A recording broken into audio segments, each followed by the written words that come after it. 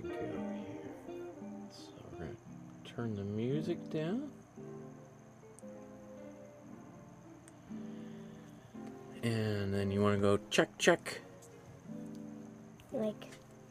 Well, maybe just say hello. Okay. Are you ready? Do you want to help me do this? We can go like this together. Okay. There we are. Awesome. There we go. Hi, everybody. Welcome to my studio. My name is Michael Markowsky. I'm Cora. And Cora is going to be my special guest. Cora is my favorite niece, all the way from Australia, and she's going to be making today's painting with me. So, we got a big day with such a special guest. And we're going to learn a little bit about painting today. Okay. Okay. So, let's look at the painting that we're going to be painting today. It's a self-portrait by Grace Cossington Smith from 1916. Were you around back in 1916? No. No, a little bit before your time? Yeah.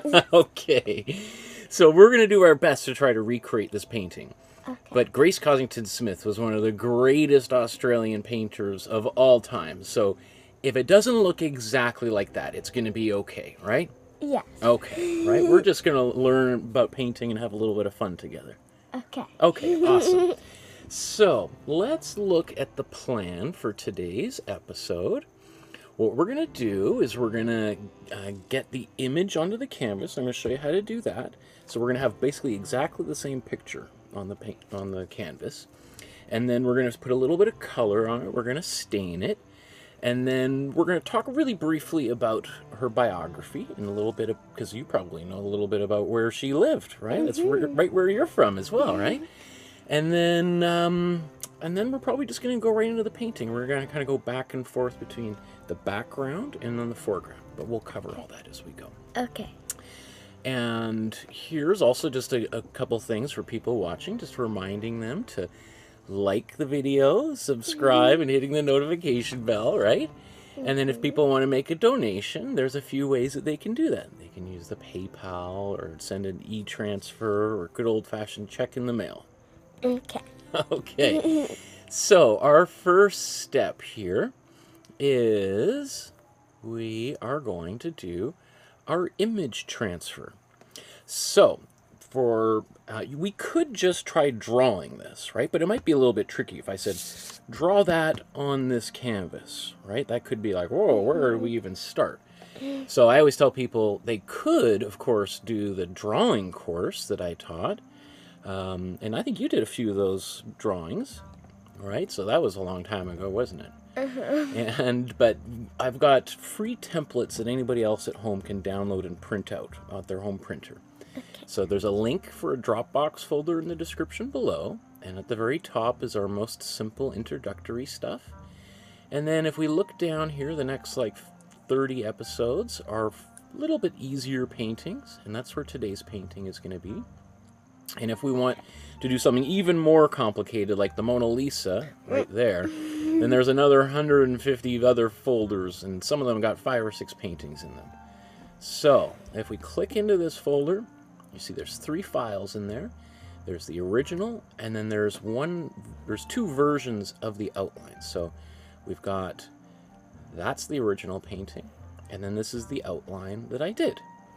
All right, so anybody can download it and print it out for free, and then we can transfer onto the canvas. So let's show people how we're going to do that.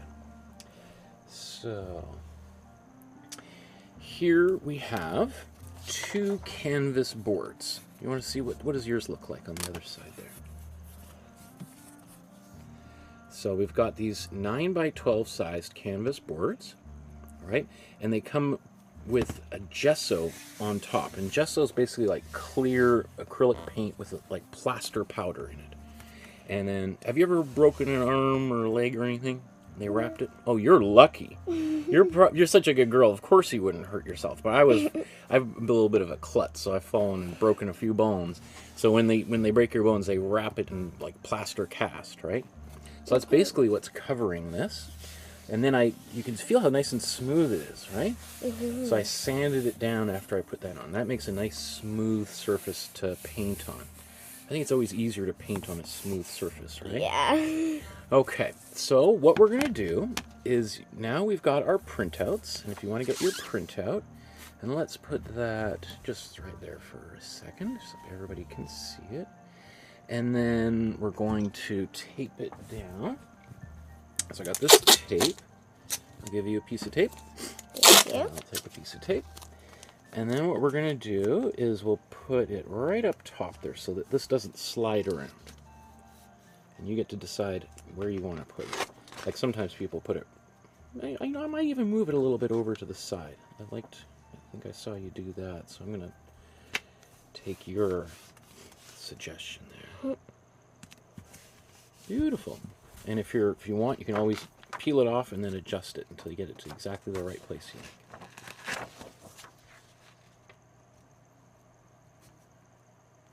Perfect. And then I'll hold it, and then you go. There you go.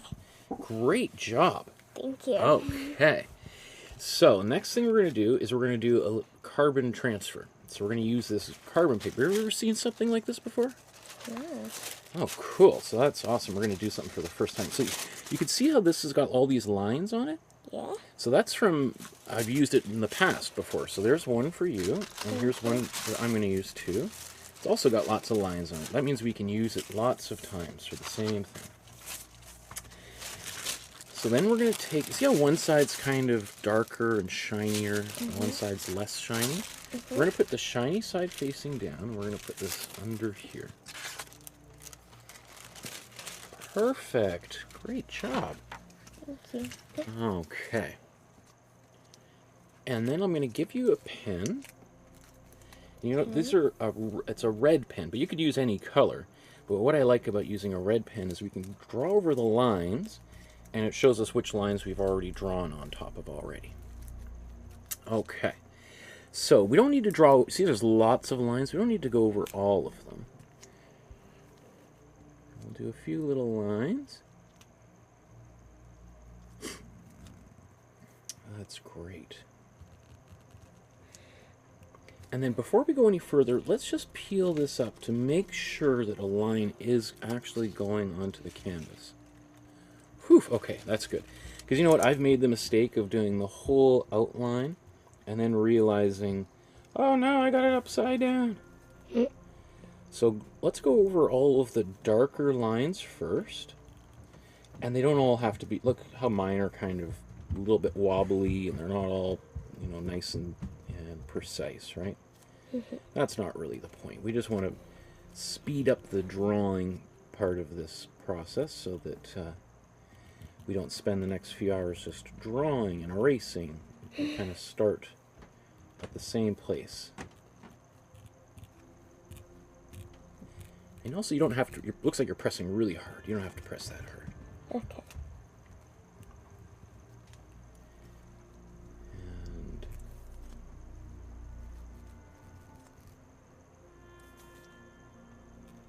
And once we've done all the darker lines, we might do a few of the lighter lines too, but we'll see how long it takes us to do that. You're doing great. Thank you. Wow, you're fast too. You are a natural.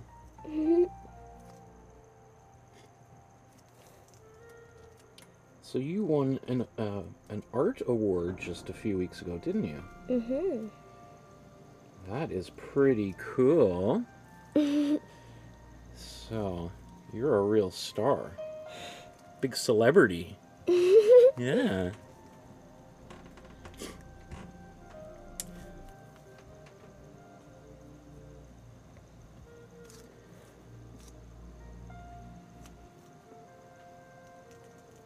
Okay.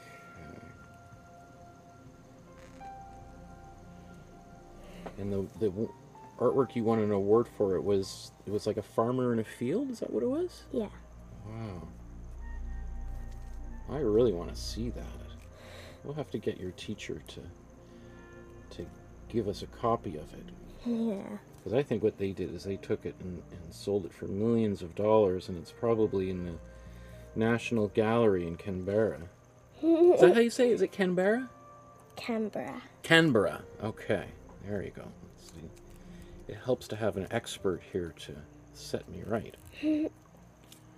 Wow, you're almost done all the dark lines. So after that, what we can do is just some of the light lines. You see how I did some on her face like that? And then we'll be ready to move on.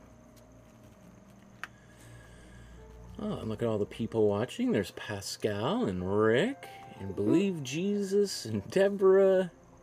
Wow, Deborah says this is going to be amazing. Wow. I think everyone's really excited. Seems like it. Great job. Not getting it very on the line. Yeah, but look how I missed the lines too. It doesn't matter. Because really, like, we could draw all this out, but imagine how long it would take us to get all of that done. And get it all kind of in the right place. Oh my goodness. I mean, that is certainly a good skill to have, but really, it's a painting class, not a drawing class, because we already did the drawing class. So, some people just want to learn how to paint. I think knowing how to draw makes painting a lot easier. Yes. But sometimes people want to learn how to paint before they want to learn how to draw. So, this is a way of helping people.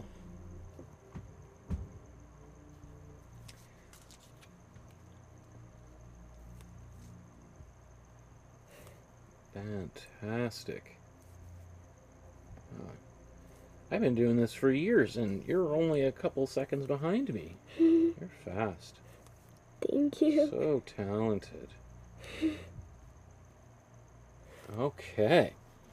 So, a good thing to do, like, we're going to peel this tape off, but I always like just lifting it up and making sure there's nothing really big missing. Like, I missed this little part of her neck there. Oh, how come yours is perfect and mine wasn't? My goodness. Okay, so it looks like we're ready to go. We could peel that right off.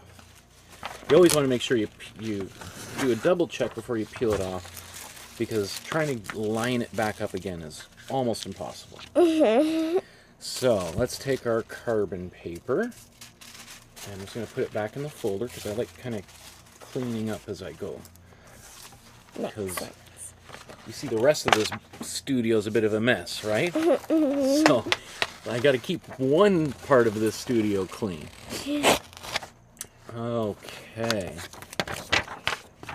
So, and you know what? It might be a good idea before we get paint on here to put our names on the back.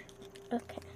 So you want to put your name. I like to kind of write my name nice and big up top. Why don't you put your name right up top there?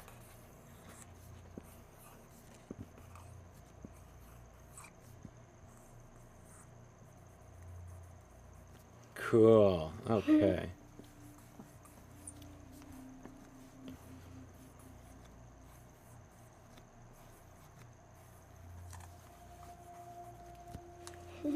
There's, I got a little heart on mine too. Okay. So, because we don't want them to get mixed up. We want people to know who's the real artist here, right? Okay, so let's go to our next step of the process. And can you, let's see, 1 second here. Okay, can you try to pronounce that word? Imprimatura? Yeah, Imprimatura. It's an Italian word that means the priming layer, the first layer of paint. And so, back in the Renaissance, people like Leonardo da Vinci and Michelangelo, what they would do is, if they're painting on canvas, they would stain it with a little bit of color. And then there's all sorts of different uses for it, and maybe we'll talk about that as we get this process started. But I want to show people sort of the system that we're going to use to make this palette. It's called a split primary palette, and that means we're going to use 8 tubes of paint. 2 yellows, 2 reds, 2 blues, and a white. In fact, I think we'll see. Maybe we'll try to mix our own black together. We'll see how that goes, right? Because every color has a temperature. Every color is either warm or cool. So if we use those warm and cool colors in the right way, we can create a lot of space, a lot of depth in our painting. And that's always quite satisfying. Mm-hmm. So the paints we're going to use is this brand here called Amsterdam. And we're going to use this color, this Azo Yellow Deep, which is a warm red. But not everybody's got that paint. So here's some golden, here's Liquitex, here's Winsor & Newton, Artist Loft from Michael's Art Supplies, Buzz, Peebo, Holbein, Dialer Rowney, Fevicryl, Nova Color, Chromacolor. But I don't really recommend this Museum Color or this Peebo because they put a lot of white into the paint and it kind of makes everything a little bit gray, which can be a little frustrating if you're trying to make black. Black is not gray. You can get a really dark gray, but it's not a black, right? Mm-hmm. So ideally, the higher quality pigment, the better. So let's go to this next step. What I like doing is I'm going to put a little bit of, get my paint box out. What I like is how all of this can fit in a kind of a shoebox, all of our paint. And so what we're going to do is we're going to take a bit of this warm yellow paint. What kind of series is this one? So this is kind of like your basic student grade paint. You can buy more expensive paint than this, but probably most people won't ever notice the difference. So I think it's always, if we just start with cheaper paint, that way if we make mistakes and we're not happy with it, we don't feel like we've wasted anything, right? Because I always think, no matter what, if we're painting, we're learning something. Even if the painting doesn't turn out the way we want, I think we've still learned something. Can you stir that up and get it a little bit more, all the bumps out, all the lumps? Sure. Awesome. Beautiful. Okay. Now what we're going to do is I want to paint this entire surface of the painting with this color. In fact, you know what? Let's put a little bit more paint in there because there's 2 of us here, isn't there? Mm-hmm. I'm so used to doing things all by myself that I forget. So do we paint over the whole entire thing? Yeah, stir that up for me. There you go. Yeah, we're going to cover this whole surface with this stain because that's basically what we're doing. We're going to stain this surface. Now, I'm probably the only one who uses this yellow like this. Most of the time, artists traditionally would use a brown, which takes a little bit longer to mix than this, and we're going to make a brown here shortly. But some artists will use green or purple or orange or lots of different colors. So let's cover this whole thing, and you can go right off to the edge too if you like.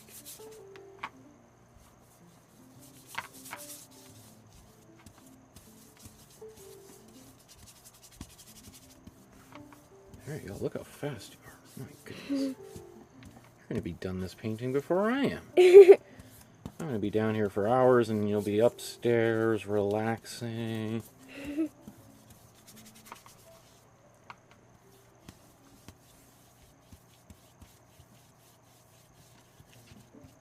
And sometimes I even like to get the edges. I like to get the sides of my painting, too.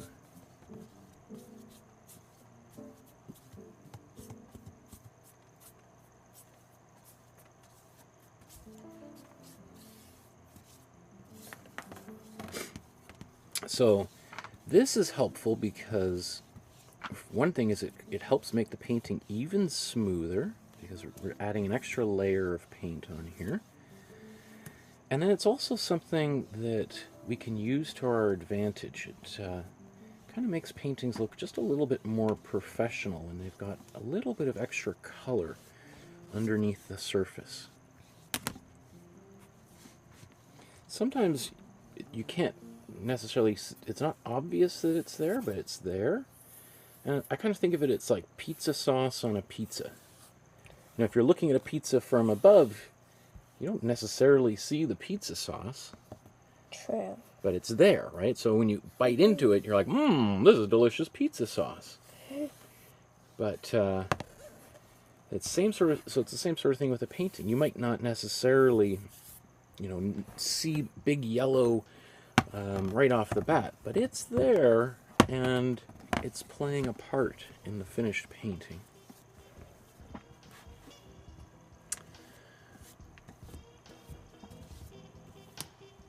Awesome. Great job. Look how even that is. That's perfect. Okay.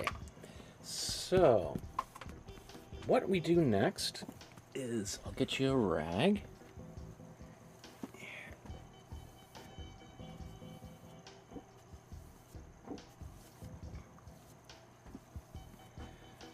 Okay. So what I like to do is before I move on, I take my brush and I wipe off all the excess paint onto a rag. Okay. And then that way, once I then take my brush and rub it in the water, and you got some water there, the water doesn't completely change colors so quickly. Because sometimes if people take a big brush, it's just full of lots of color, and they put it in the water gets super dirty really quickly, and then every 5 minutes you got to get new water to clean your brush with.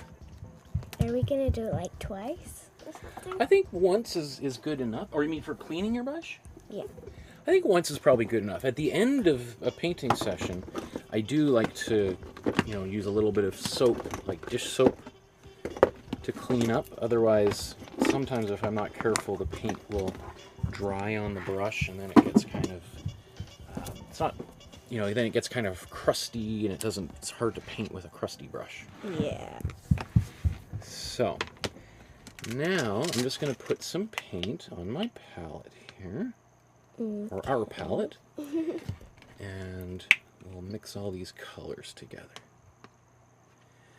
And what I always suggest is to put about as much paint on your palette as toothpaste on your toothbrush. Although that might be a little bit more toothpaste than I put on my toothbrush. Just because you're here with me, so we need double the amount of paint, right? But sometimes I see people put a lot of paint on their well, not their toothbrush. You don't want to put paint on your toothbrush, do you?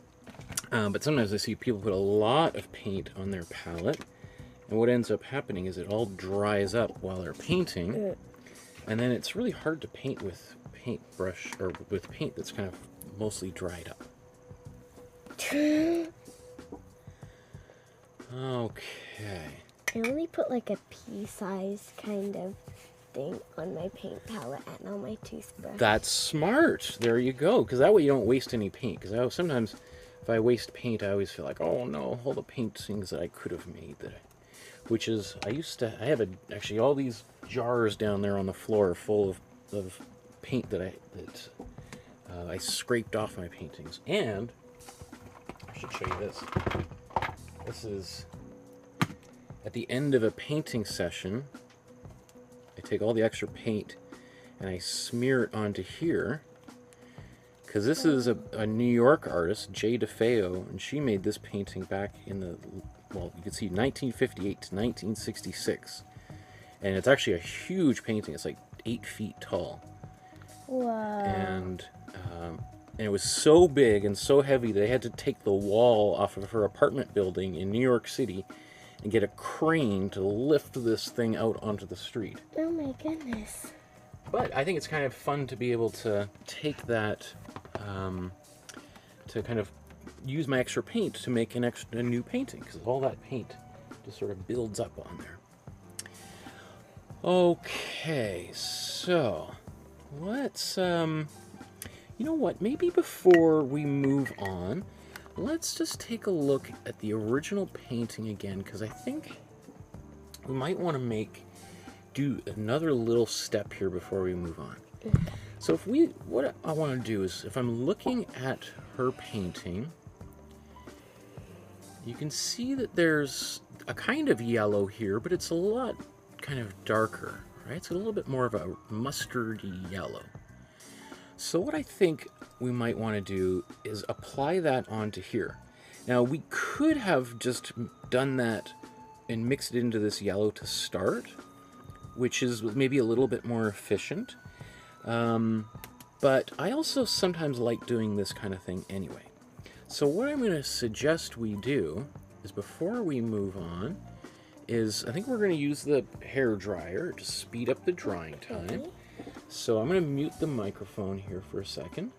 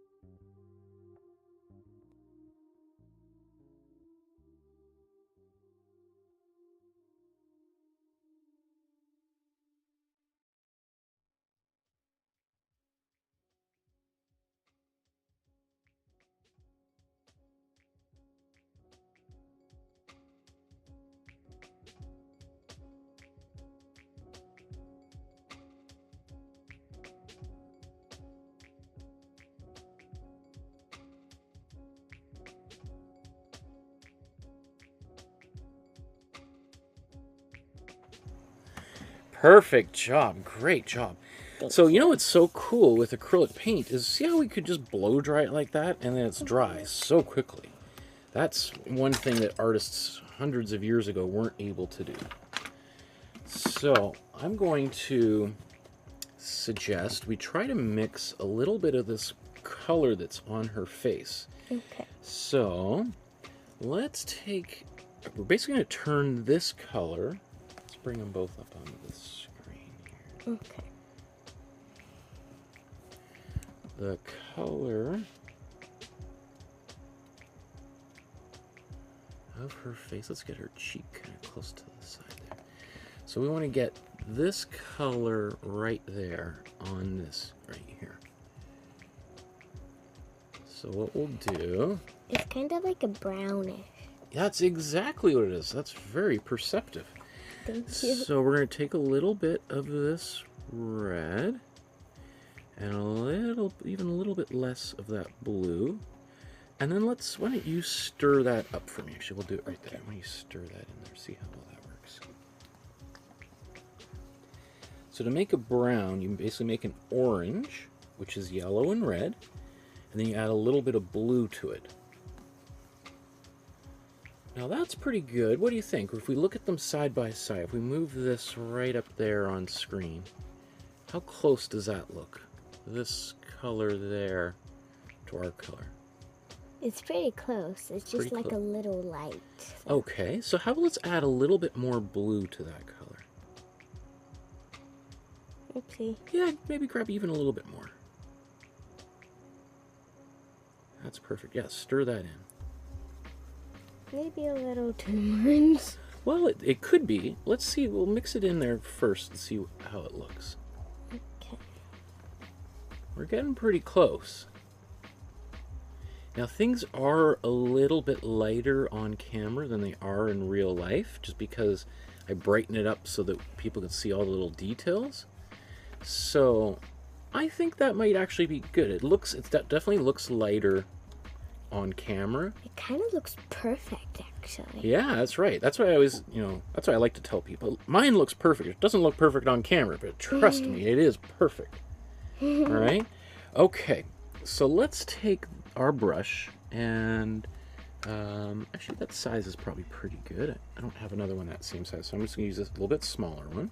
Okay. And then what we'll do is let's paint her face. We're just going to paint her face this color. So let's just move that. The whole entire one? Yeah, here, I'll just move that a little bit, like, so we can even keep that palette because it's nice and dry. Well, let's just take this paint, and in fact, we can do it in her hair as well. We can paint over her ear.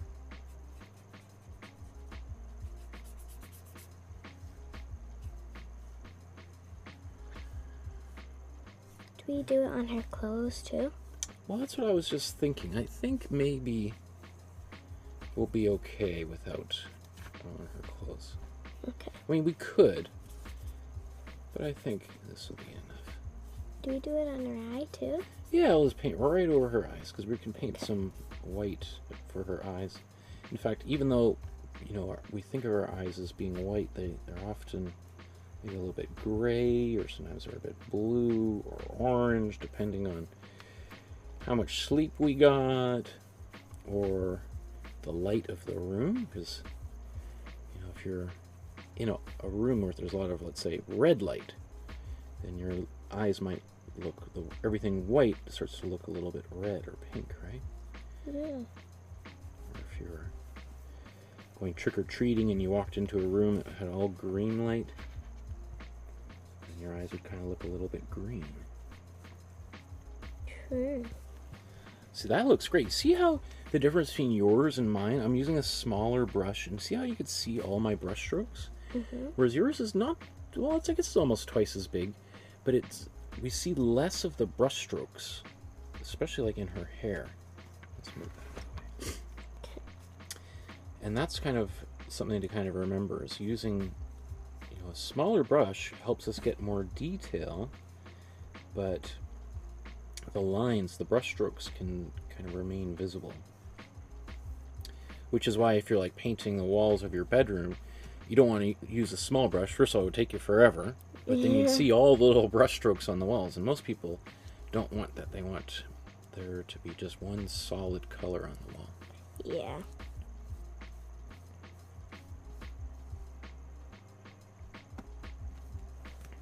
That's great.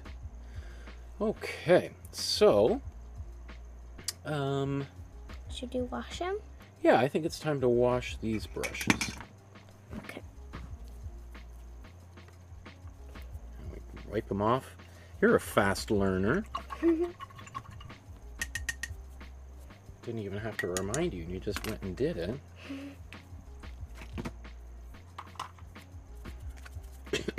Excuse me.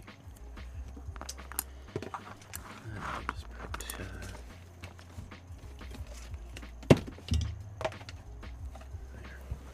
And you know what? Actually, you know what I like to do, because so I remember which paint brushes I've used. I always just put them to the side. That way I don't, because I remember I said I'm going to use a little bit of soap and water to clean it with. Oh, yeah. Okay.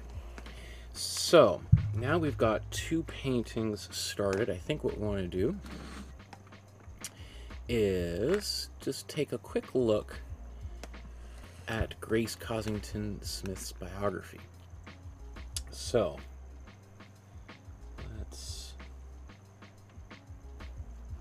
Okay, can you read that? Artist biography. Perfect. Okay, so we're going to take a quick look at Grace Cossington Smith's biography and a little bit about what makes her so special.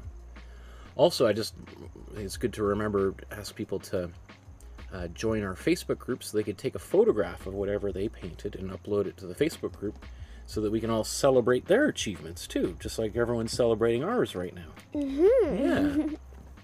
So, here's today's artist, Grace Cossington Smith. And so she was born in 1892 in Neutral Bay, New South Wales, Australia. Do you know where that is? Yes. Whereabouts is that in Australia?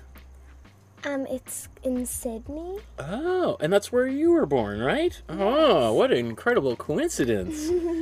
And so she was born in Sydney, Australia in 1892 and lived to the age of 92 years old.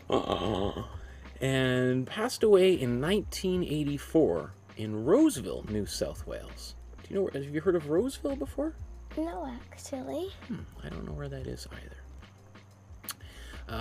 But she lived most of her life in Sydney, Australia. So, you could see she was born Grace Smith, and later on in her life she added Cossington as part of her last name, because Cossington was her father was the rector of this little village back in England. And so they named their house when her father and her mother moved to Australia. That's what they named their house, Cossington. In fact, that house where she grew up in and lived in and passed away in is now a historic site in Australia. Well, there's the power sometimes goes on and off a little bit. So here's the actual address where people can go and visit. And where's our map? There's our map. So there's where her house is. It's still there. In Turramurra. Does that sound familiar? Turramurra? I've never been there. Don't really know where that is, though. How about, what does that say? Garringal National Park? Have you heard of that? No? Okay. Sydney's a big city, right? Yes. Sydney, Australia. And look, if we keep on zooming all the way out, some people don't know where Sydney is. There's on the eastern shore of Australia. That's a big island, Australia is, isn't it? It's small compared to all the other continents. Yeah, that's right. So there's where Grace Cossington Smith is from, and we're all the way up here in Vancouver, Canada. Very far away. Yeah, and in just a couple of days you're going to do a big flight all the way across the ocean. Okay, so there's just a little bit of information about the house where she lived, and it's, as I said, a National Historic Site, because Grace Cossington Smith is a very famous, very important artist in Australian history. So when she grew up in New South Wales, in Sydney there, she went to school, a school for girls in Waranga, from 1905 to 1909. So that would have been when she was 12, 13 years old. And then when she was 20, how old would she? When she was 20 years old, 19, 20 years old, her and her sister moved to England, where they stayed with their aunt, and they took art classes there. And they also took art classes in Germany. So she did a little bit of traveling. Can you imagine 100 years ago? How do you think they got from Australia to England? By boat, maybe? By boat, yeah. They didn't have airplanes back then. Or, well, the first airplanes were just starting, but they weren't, you wouldn't want to fly that long, all the way across the ocean on an airplane back in 1912. So she was out there during the outbreak of World War I, and so she does a bunch of famous paintings of different soldiers from England and Canada and Australia who made that same trip all the way to Europe to fight in World War I. And let's see if we see any of some of these early paintings that she did. So here's from 1908, before she went to England. So she was already really interested in making art. And this painting here, The Sock Knitter, from 1915, is sort of like her first real big famous painting. And it's considered to be the first painting made in Australia in a style called post-impressionism. Have you heard of the Impressionist painters before? Okay. No. So there was a group of painters before in the middle 1800s called the Impressionists, and they made paintings that were very colorful, But they were still kind of trying to look kind of realistic. But Grace Cossington Smith wanted to kind of take that colorful painting style, but include a little bit more of her imagination. And so kind of, especially like today's painting, super colorful paintings. Mm-hmm.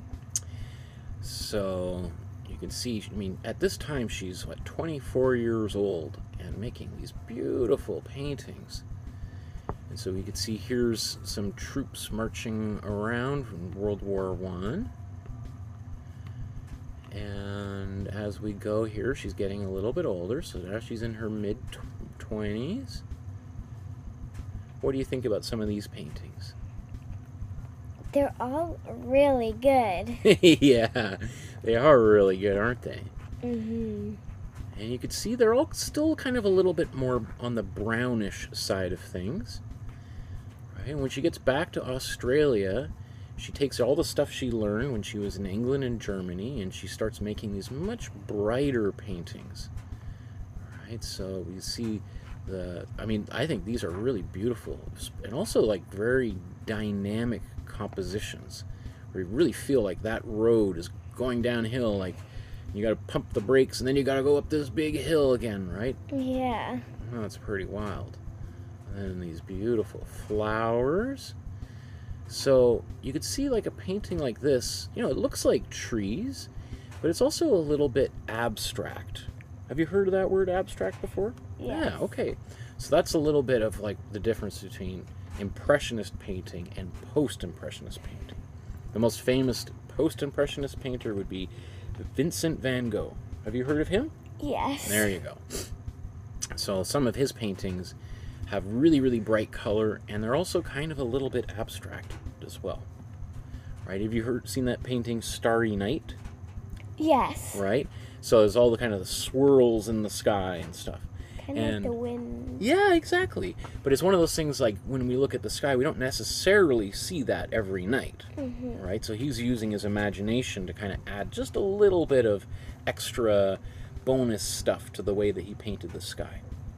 Right? And that's kind of like what we're going to do here, because there's going to be all sorts of colors on her face that might be there in small amounts, but she's really exaggerating those colors, really using her imagination to play. So I think these are some of her as she gets a little bit older. Oh, another thing that Grace Cossington Smith is super famous for is for her paintings documenting Sydney as it was changing and growing. And this painting of the bridge, I don't know what that name of that big bridge is. The Sydney Harbour Bridge? Sydney Harbour Bridge, there you go, right? You've probably been over that bridge 100 times, right? Yes. So she's showing the construction of that bridge. And originally when this painting was made, some people really didn't like it. But now it's considered to be one of the most important paintings in Australian art history. It is. Yeah. It's kind of strange to look at the bridge in that state right now, right? When there's, you certainly can't drive over that bridge right now. No. And let's just see. So she lived a long life, and she was painting all the way up until about the 1970s. The last maybe 8 or so years of her life, she was unable to paint, but she, was painting all into her 70s and 80s. That's so sad. Well, I think it's really great that she was still making art, even though when she was getting older, which is one of the things I love about making art, right? It's like if you're a hockey player, you can play hockey when you're a little bit older, but you can't compete with some of the best players who are much younger, not too much older than you, right? But as an artist, you can keep painting all the way until the very end, right? All you got to do is be able to hold a paintbrush, right? So, let me see. Is there anything else I wanted to say about this great artist? We looked at some of her great work. I think we should just get to painting, right? Yeah. You're going to keep me on track today, aren't you? Mm-hmm. Okay. So, can you read that for me? Underpainting. Awesome. So underpainting, and there's lots of different artists will use the same word in different ways, but for many artists, they think of like underpainting as maybe just sometimes adding lines to help distinguish different areas of the painting.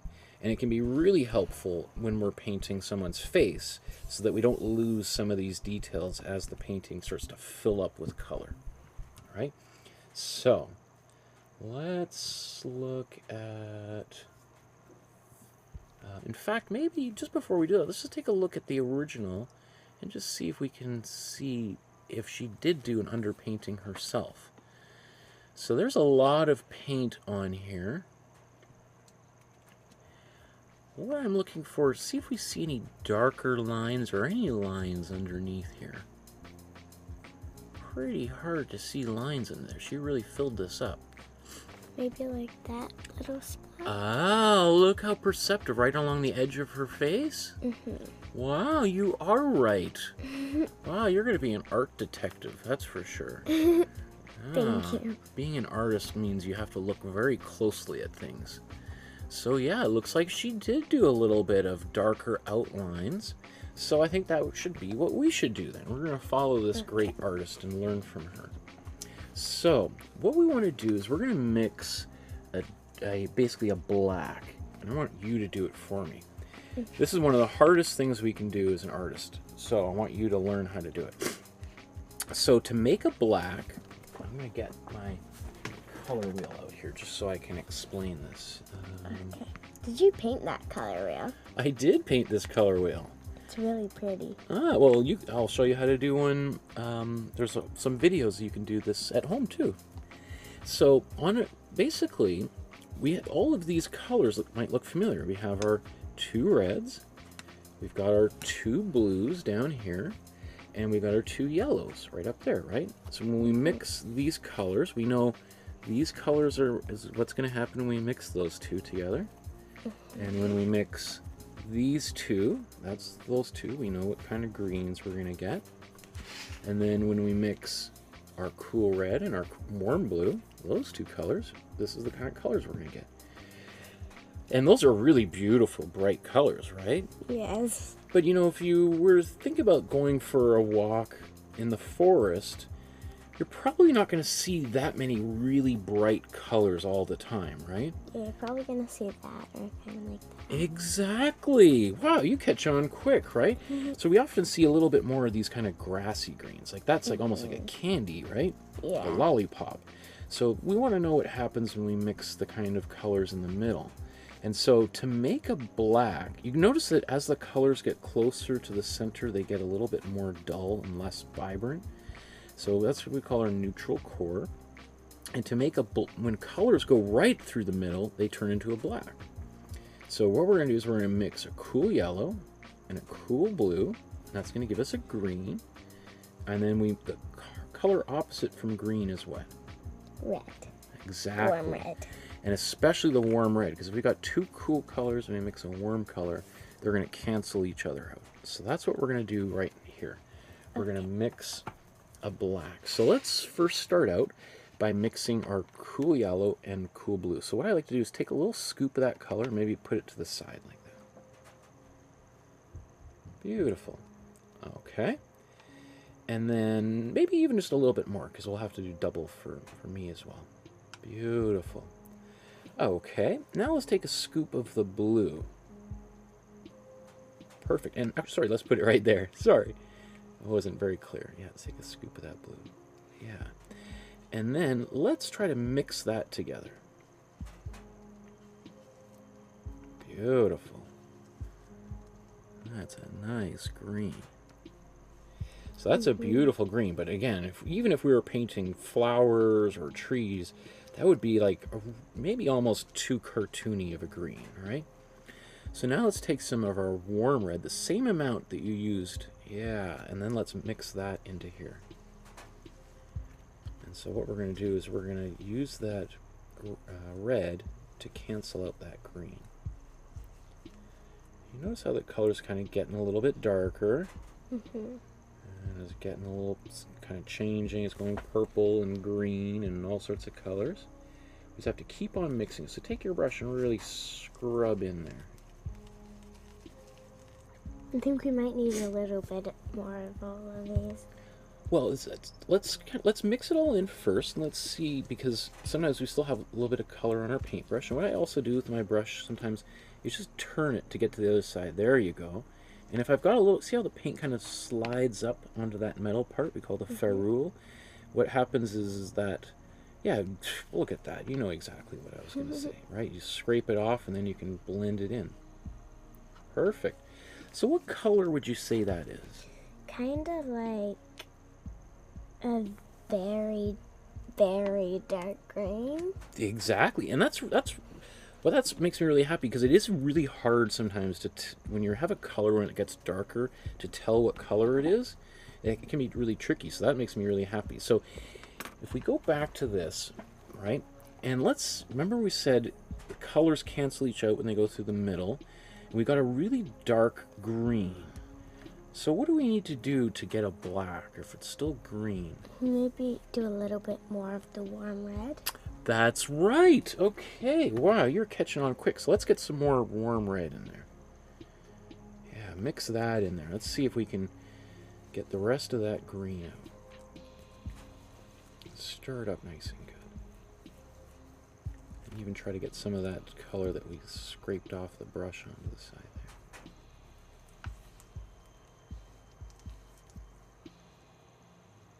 There you go. Maybe a little too much of the red, maybe. Well, that's what I was thinking. Maybe we went a little bit too far, but that's okay.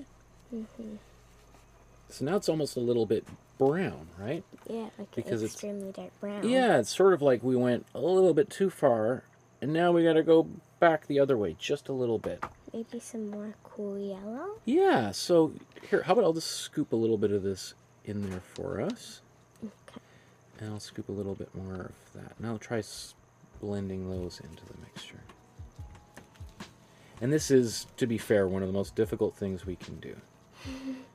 It might just be easier to get a black kind of paint. Yeah, and we do have black, but what I like doing is I like showing people how this is done, because sometimes people look at this and go like, you're telling me we can get a black out of these bright colors? Right? And so that's pretty close. It's still not perfectly black, and that's because the paint company has probably put a little bit of white in there, so it's kind of like a really dark gray. But even then, I think this is perfect for what we need the paint to do. So let's see if what I like to do is I take the brush and I really try to scrape off as much excess paint as possible. And then I'm just going to clean that brush off. Okay. And rub it around in the water. So you can see my water is changing color. It is getting darker, but it's still going to be good for the rest of our painting. We don't have to worry about changing it, at least not yet. All right, okay.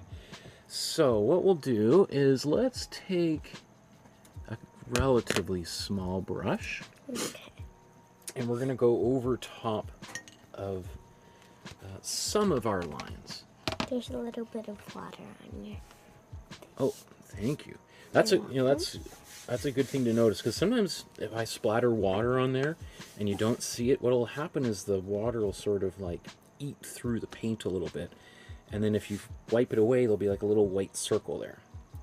So always got to be kind of careful that, you know, sometimes that's why people at the end of a painting might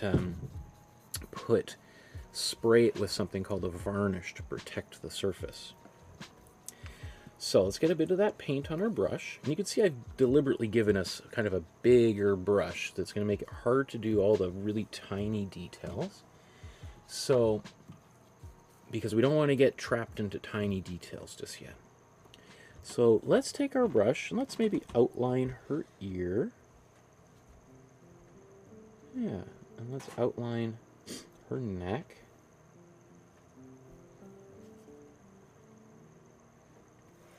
And then I'm going to outline her chin. Just like that line that you noticed so perceptively.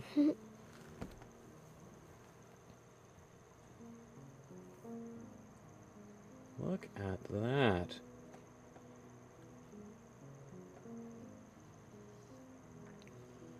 Great job.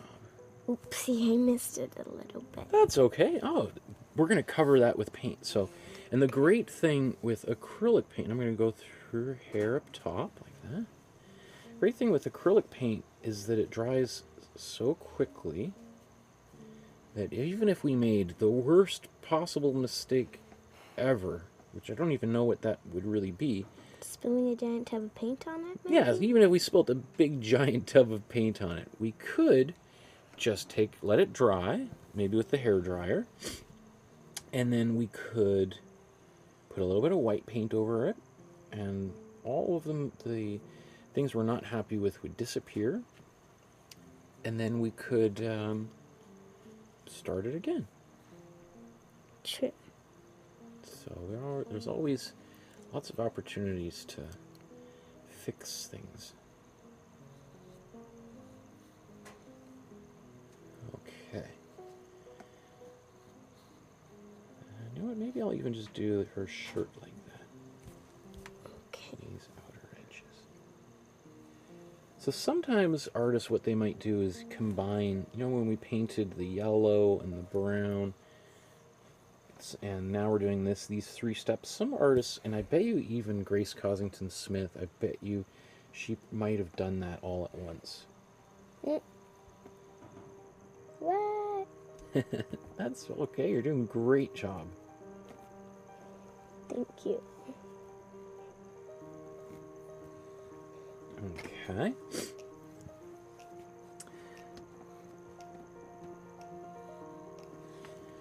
And then I'm going to paint her eyebrows.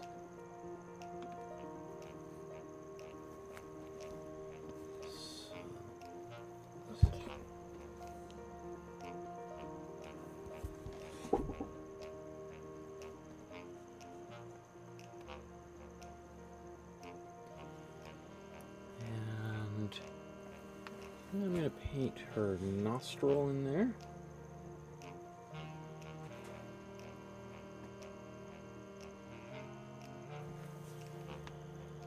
And you know what? Maybe let's just go to a smaller brush. I'm going to use that one because it's a bit newer.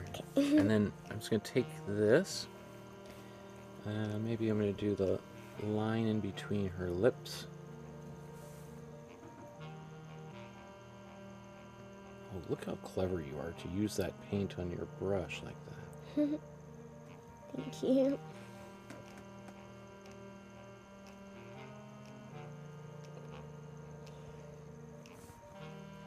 Now you don't have to do all of this, but if your painting kind of gets really filled up with color, this is one way that we can kind of prevent all those lines from disappearing. Oh, that's great.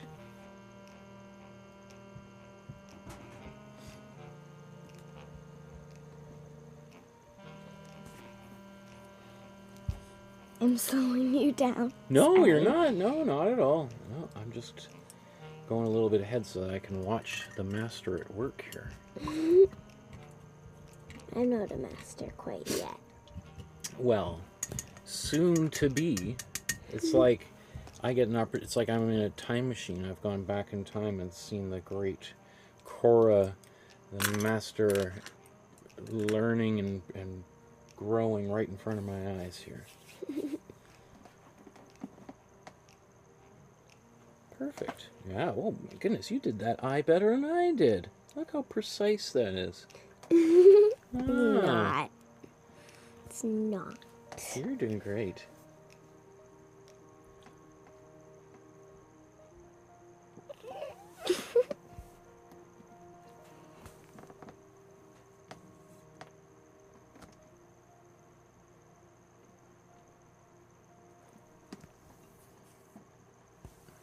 Okay.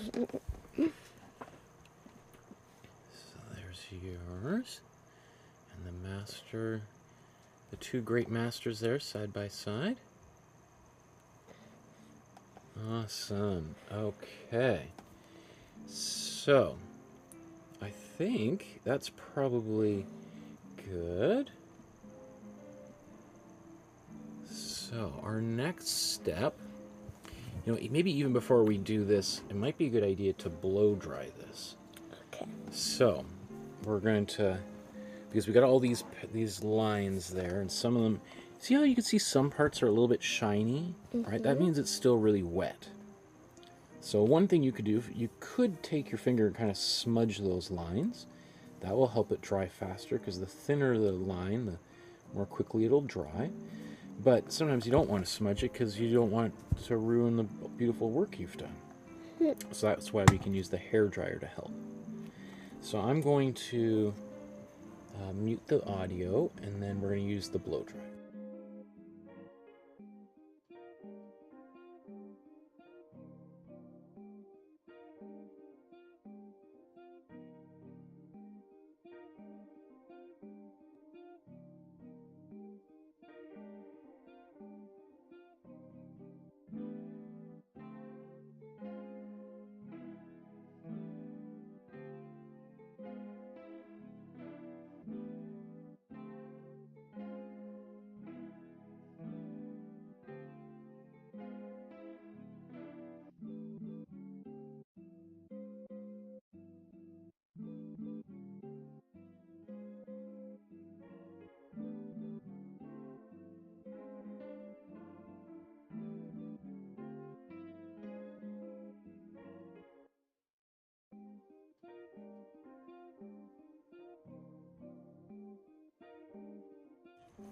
Awesome. Yeah, it still might be a little bit wet in a few places, but probably by the time we start painting on it, I think it'll be good. Okay. So,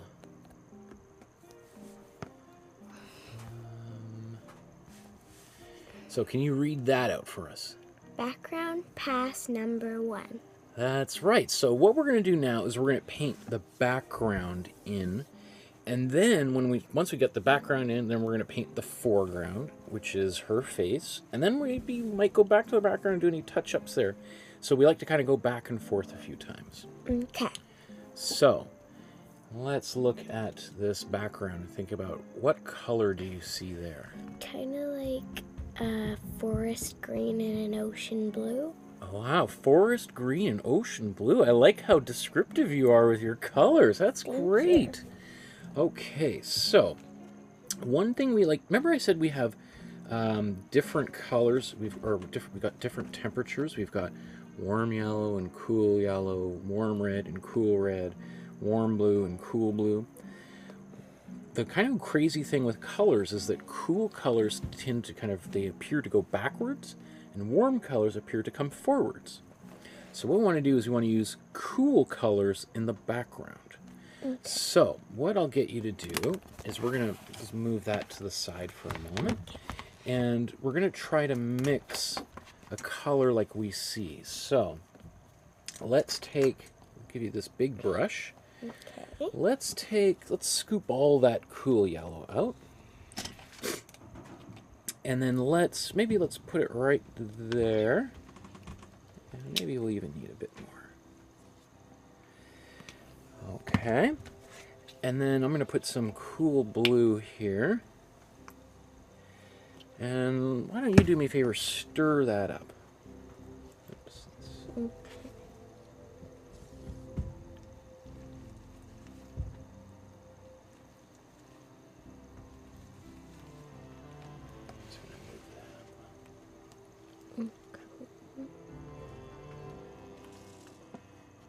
Look at that.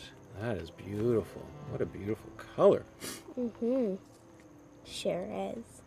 So, I think what we can do is we can take that color, and even though it's not exactly the perfect color for the background, I think we can paint that into the background.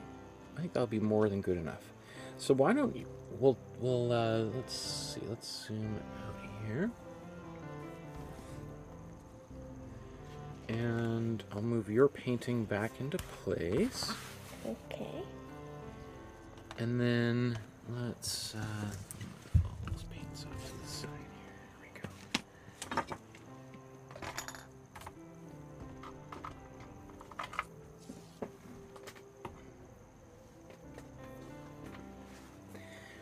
go. Okay, so let's try to paint in our background with this color that you just mixed. Okay, so let's just brush it all in here. And don't be afraid to go over top of those lines either. Okay. And you can go off to the edge of the painting too. Oh, good job. Thank you.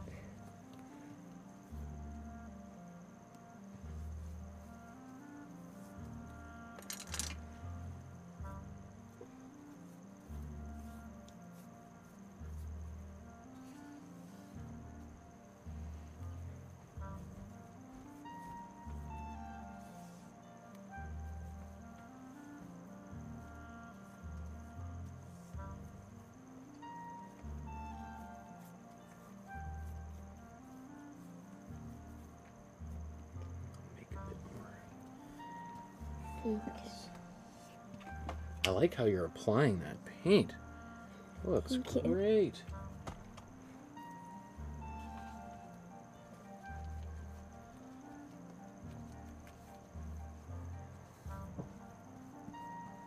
So you can see how, like, you applied it a little bit more thickly than I did. And look how kind of mine's a little more transparent, and yours is a little bit more opaque. Right? So that just gives it a different kind of a look. So there's two ways, you know, I could paint like this and let it dry and then paint another coat on and it would look a little bit closer to yours. Or I could just go over top and add more paint. And it'll kind of darken down a little bit. Because there's a little bit of that yellow that we've used kind of coming through a little bit. True. And so some people like seeing those brush strokes, and people don't like seeing those brush strokes. So if you like seeing the brush strokes, then maybe painting a little bit thinner works. That's great. And yeah, get all the way down to the bottom. But like in her painting, Yeah? she kind of did like able to see the brush strokes. Mm-hmm. Oh yeah, definitely. You can really see those brush strokes. Mm-hmm.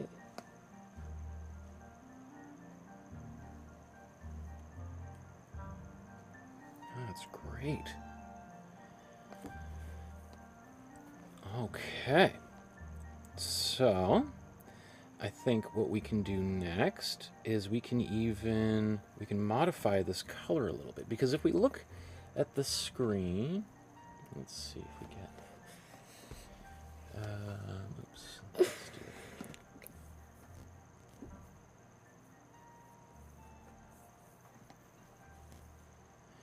So if we look at them on the screen like that, you could see that that's much dark or much more saturated, bright green than we want, right? But we still want to keep a little bit of that there. So what we'll do is we'll take this same color and we'll put a little bit more of each color on here. It kind of looks like she's standing in front of like a blue kind of background because you can kind of see her shadow. Ah, I like that. So I'll mix this up real quick. Okay. And then what we'll do is we're going to add a little bit of cool red into that mixture, and that's going to darken it a little bit. It almost looks like really dark pink. Ah, yes, that's very clever. The cool red is called a magenta. Magenta is a lot like pink.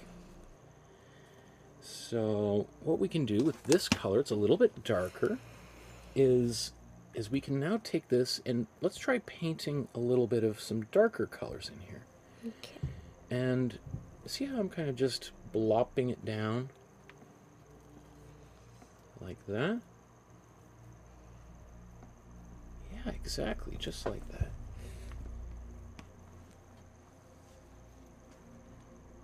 Beautiful. Just like the master herself.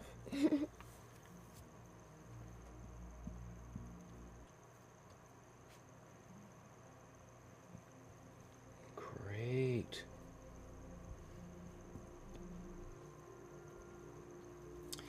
Now let's take a little bit more red. put a bit more red in here. We'll get even darker green. Okay. Take a bit more. If we put a lot of this, it's going to go brown. So we'll see how it goes. So here we get even darker green. And then just sort of taking a look.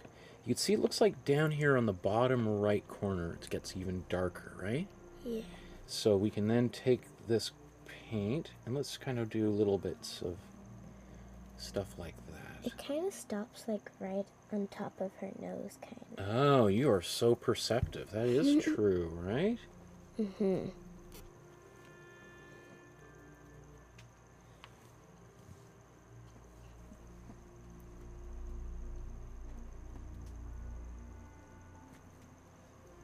Perfect.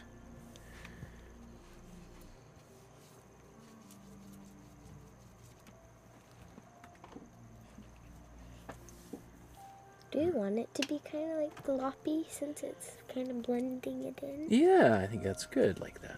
Okay, now I just took a little bit more cool blue. And now we can also add that color in place. See how there's kind of some blues up top? Mm-hmm. All right, we can do the same thing here, taking some of that color and kind of going around.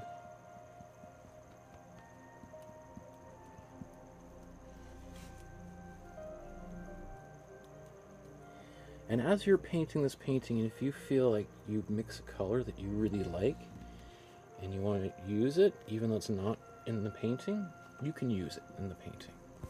You're the boss of your own painting. Okay, that looks great. Now I think we want to take just a little bit of white and mix this in here. Let's get a bit of that blue on there. So I just took a little bit of white and mixed it into our blue. And let's try painting with a little bit of that.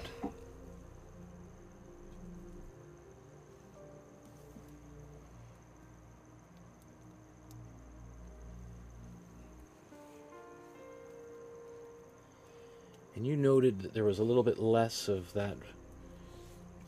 It got darker on the bottom right, right? Mm-hmm. So maybe we want to try to avoid getting it too light down there in the bottom. Awesome.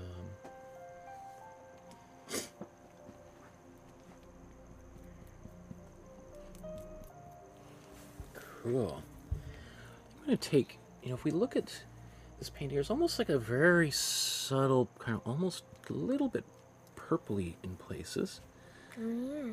So I'm going to mix a little bit of cool red in here. We get a little bit of a very subtle purpley color. And we can paint that in a few places.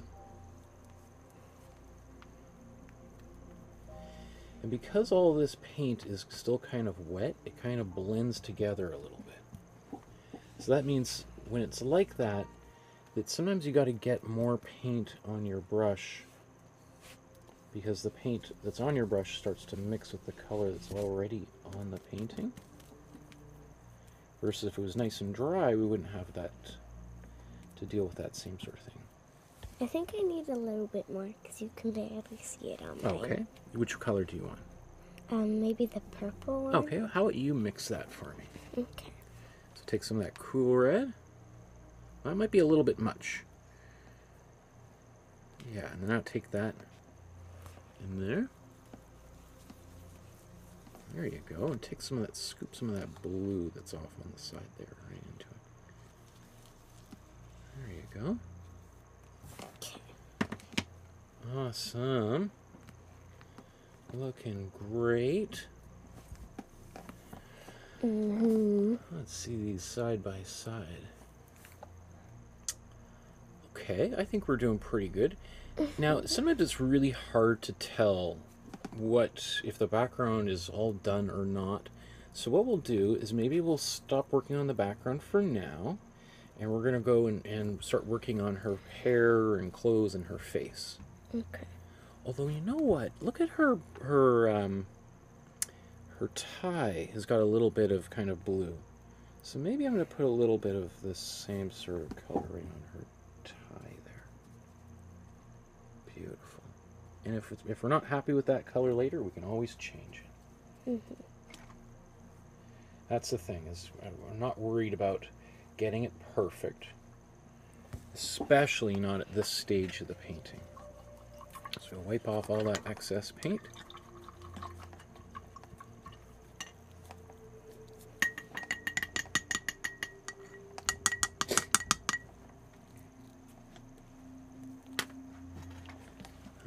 Okay.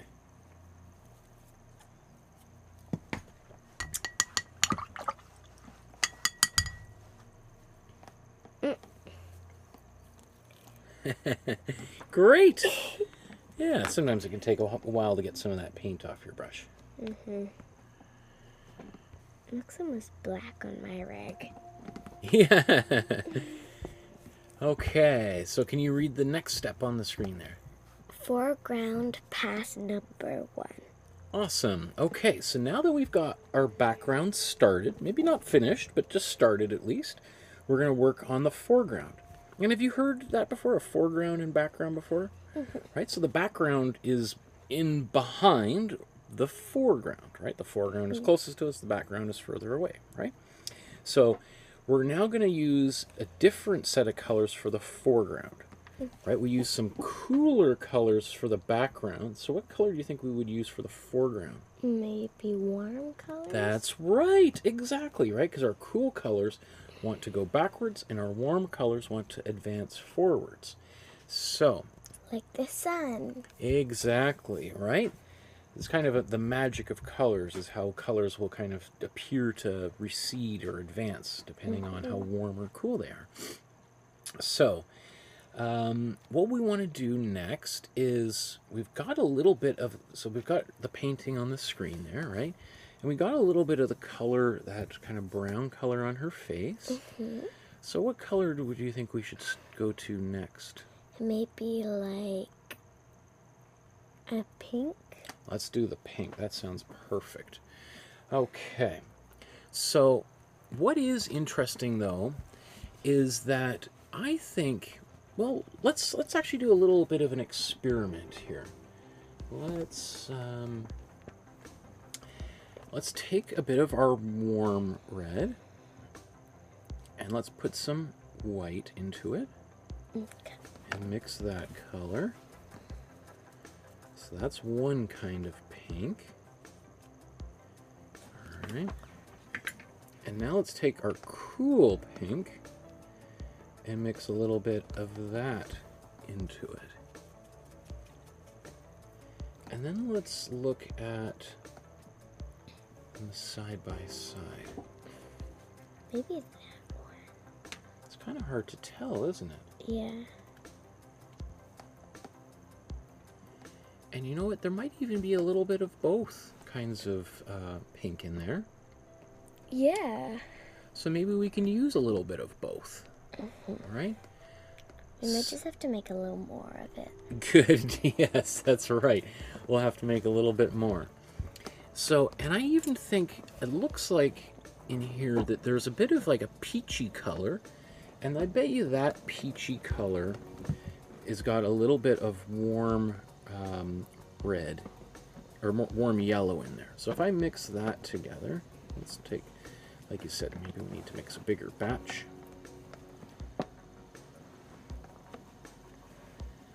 What we can do is we can paint with this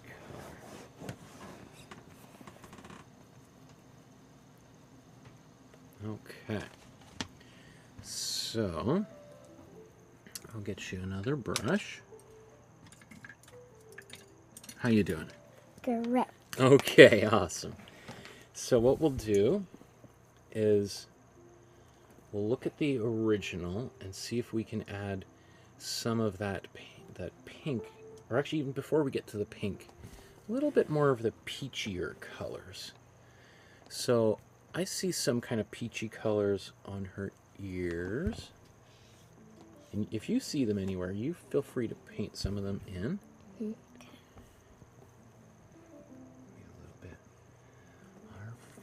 red, perhaps.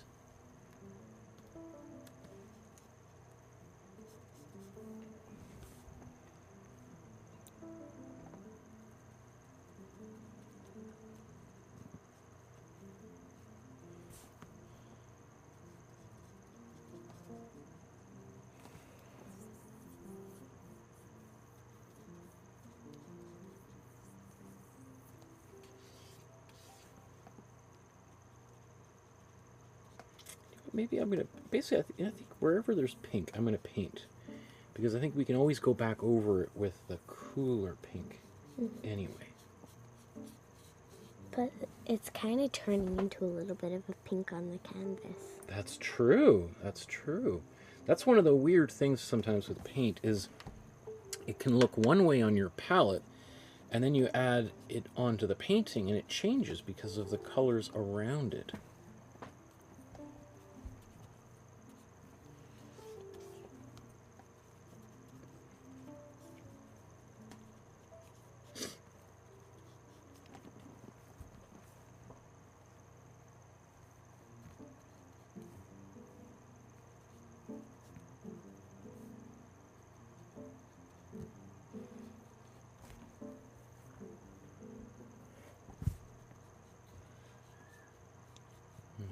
Okay. Looks great. Just gonna add a little bit more. Beautiful. And I think maybe even while we're here, we can paint her shirt, or I guess maybe it's a vest. We can take some of this warm red right out of the tube. I'm just going to paint that right onto her vest here. Okay.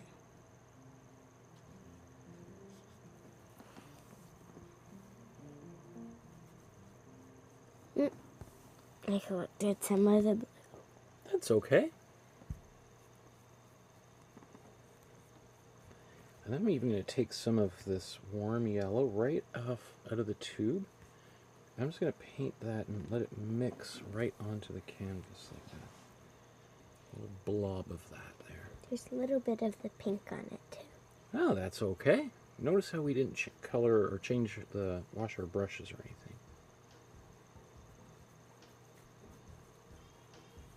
In fact, I like this so much.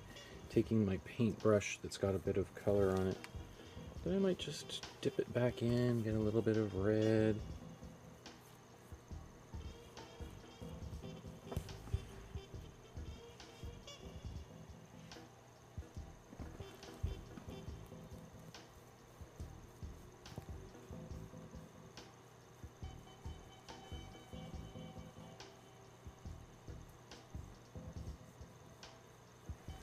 Beautiful. That's great. Well, yours is looking better than mine already. Look at that. You're going to have to take over and teach these classes for me. Probably not ready yet. Well, you're getting there pretty quick, that's for sure.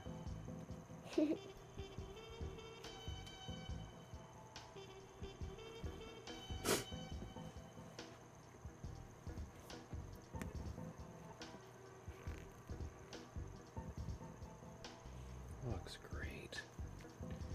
And even though I don't really see this, I feel like I want to put a little bit of red as for vest is also on the other side.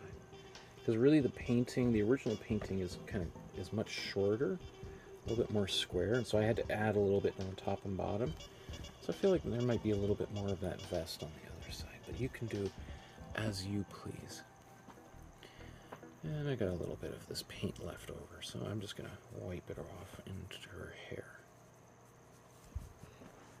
Because she just loves color, so I just want color all over the place in my painting.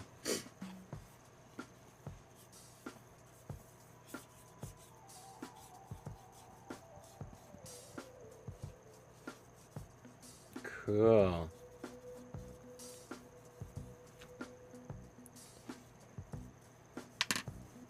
Just gonna put a new battery in this machine.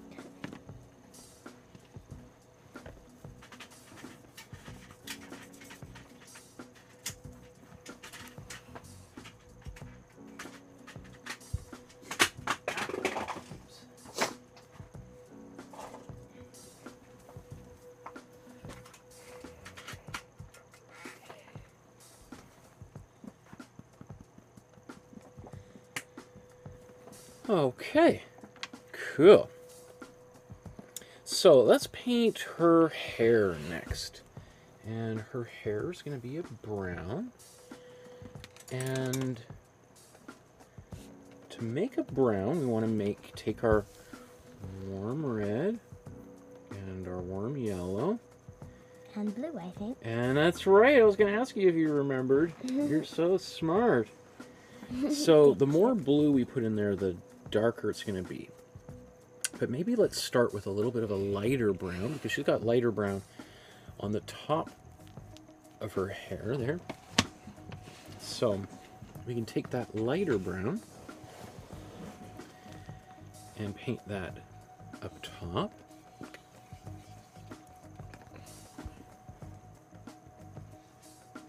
And maybe there's even going to be some places where we get even lighter. Yep, that's right. It's okay, I'm sorry.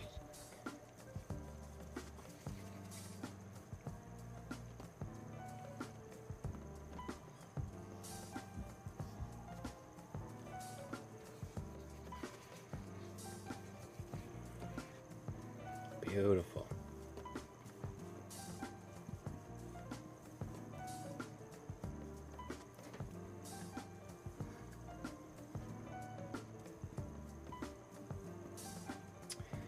And then, once we've done that, we'll add a whole bunch more blue. And turn this into a much darker brown.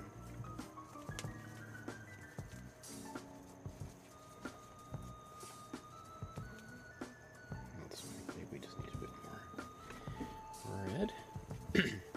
So there's our warm red, warm blue.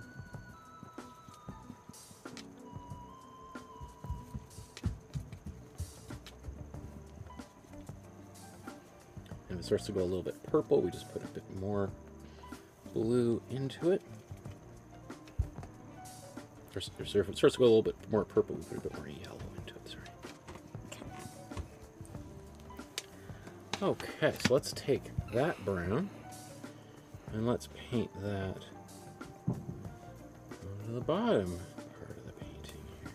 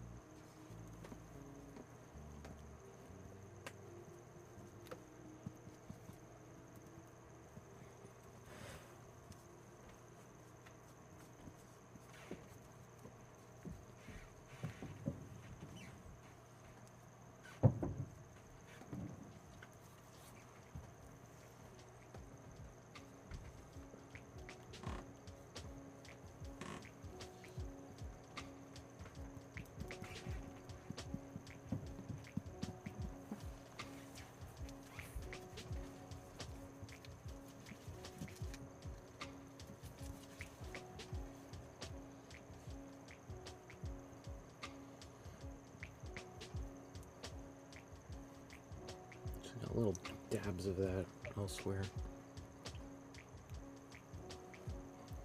There's a little bit of darker brown up in her hair. Yeah, feel free to scoop more of that paint into her hair and make it a little bit darker, a little bit more opaque. There you go, yeah.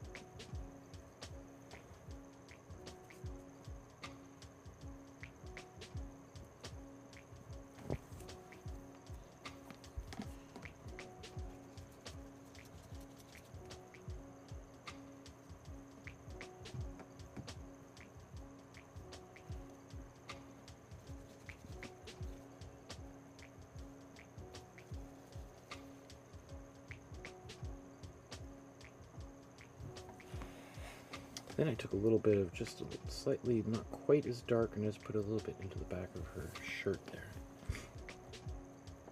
That looks great. Okay.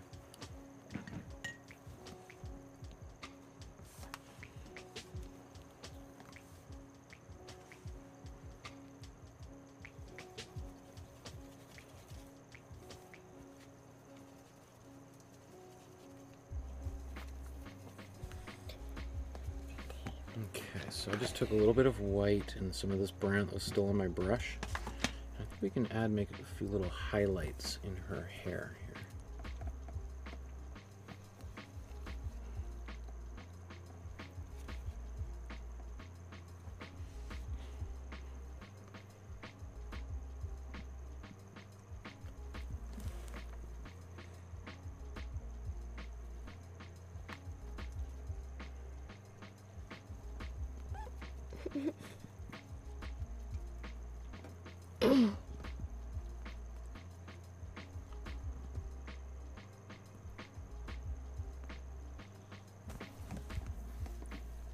Okay, and then I noticed she's got like some kind of light, in fact, maybe is that on her hair, her forehead there, her eyebrows, a little bit of light up there.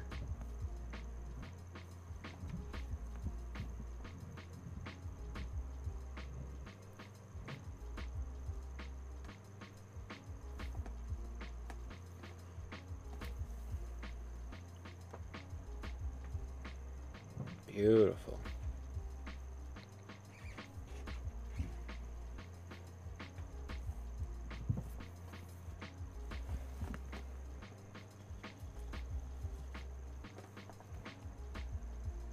Okay, I was trying to see if I could mix kind of another color, kind of a grayish, maybe.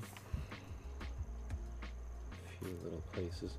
One thing that she's really trying to do is just use lots of different colors, and often colors that are opposite from one another, and that just gives things like a lot of, a lot of vibration, a lot of colors clashing against one another. It makes it for a really wild painting, which I love.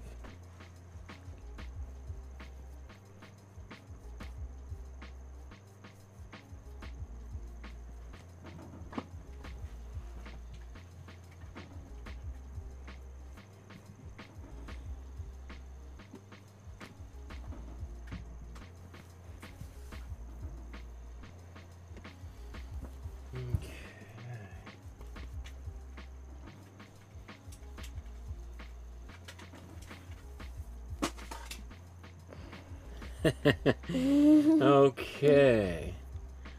So, you know what? Let's paint some of this white that's on her shirt next. So I'm just gonna clean my brush.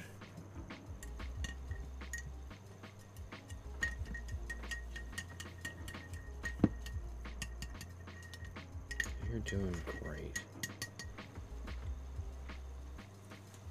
Thank you. Wow.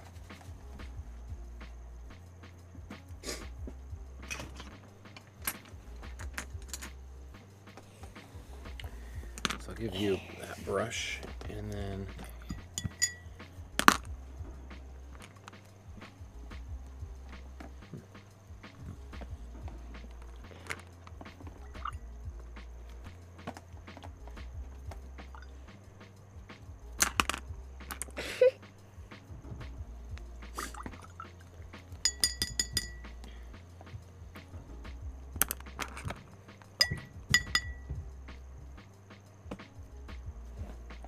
okay. So let's go in here and let's get some white.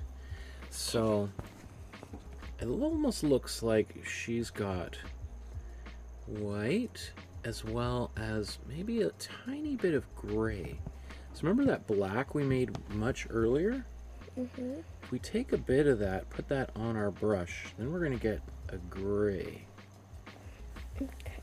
So here we can use a little bit of that, and she's even got a tiny bit of warm blue in there because it's the closest thing to us.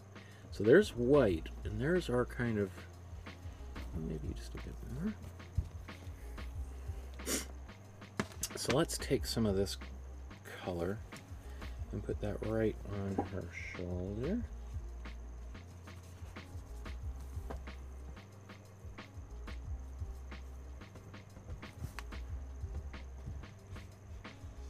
Put it on her collar.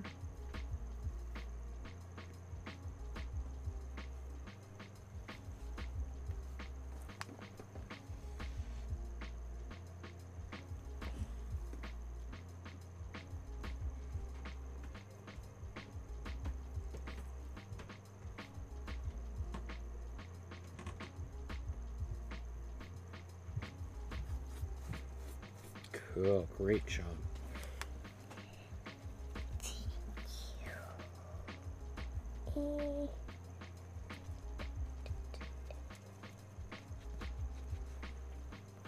And then I just took a little bit of cool yellow and added it to our paint. And then now I'm going to take some of that cool yellow and white. I'm just going to paint that kind of like on her collar there. And you can see like I'm pretty sloppy when I'm painting, especially at this stage. I just like to get the paint in place, and I'm not really judging myself for doing a good or bad job. Right? There's lots of other things that we can be hard on ourselves for, even though I don't think we should, but painting shouldn't be one of them, I think. Okay. Now, you know what? Is it just me, or do you see a little bit of that kind of color, that blue color elsewhere? Yep. Where else do you see that? If we look at the image on the screen. Kind of like up there. You are so perceptive, right? So we could take some of this white with just a little bit of that blue. And we can take a little bit of that and put that maybe up on her forehead. And a bit on her cheeks. And a little bit like up there. Right up there, yeah.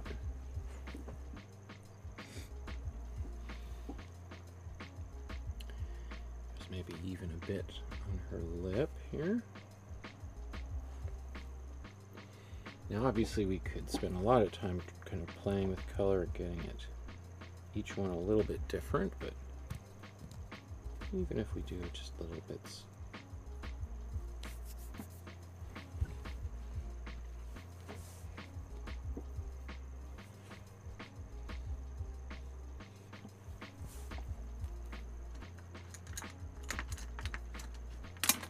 Yeah, beautiful.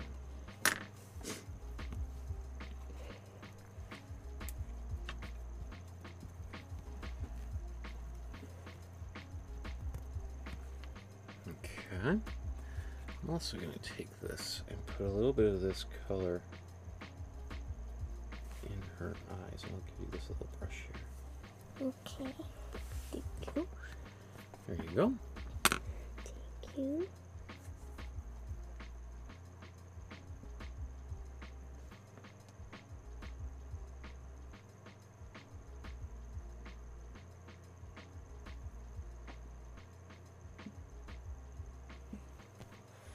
You know what to me is really wild is when I look at the paintings and I look at, you know, the original, or even just this color that's on my brush here, like, and I paint it here, it looks kind of, you know, it looks kind of dark, but then I put it over here, like, whoa, it looks so much brighter, right? Like the color here seems to almost be a different color than it's up there in her hair. Because there's lighter colors next to it, right? It's going to make it look a little also even lighter. Whereas all these darker ones down there kind of blends into it. So colors can look a little bit different depending on where they are in a painting.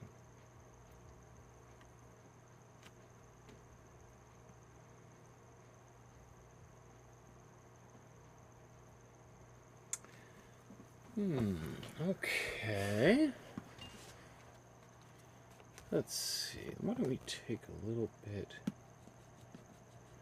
of this color here. I just mix my cool blue and white and cool yellow just to make a few little blobs of paint on her shirt.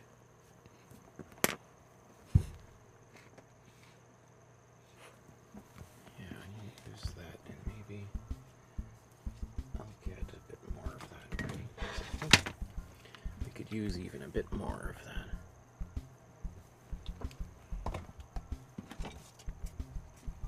Add a little bit on her ear and chin too. Perfect.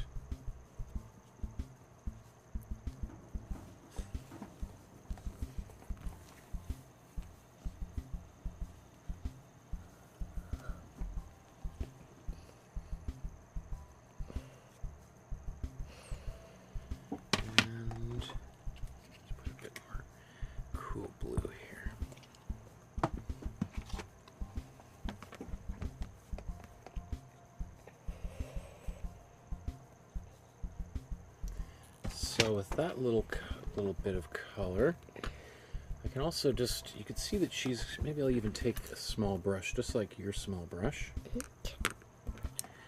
And we can see that she's got all these little bits of kind of green all over the place in her face, right? Little dashes and lines, and so feel free to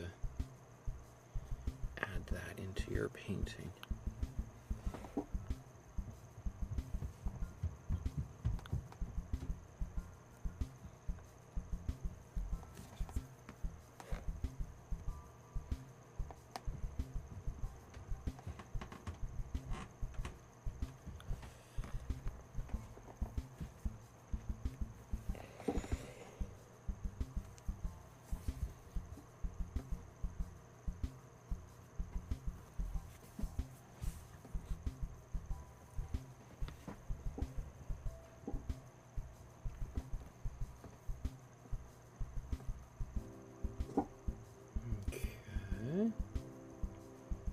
Let's see.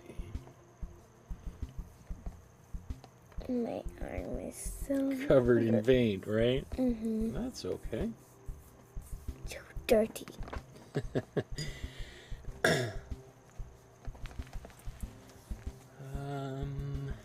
Let's see, anything else? Yours is, I like your tie, how dark that is. Darken my tie, just like yours.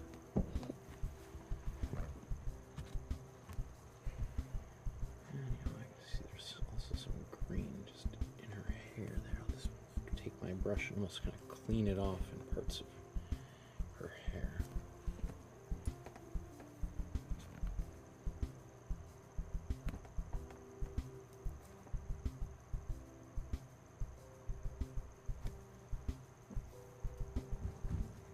Ooh, I like this. Looks great, Cora. Thank you so much, Uncle Mickey.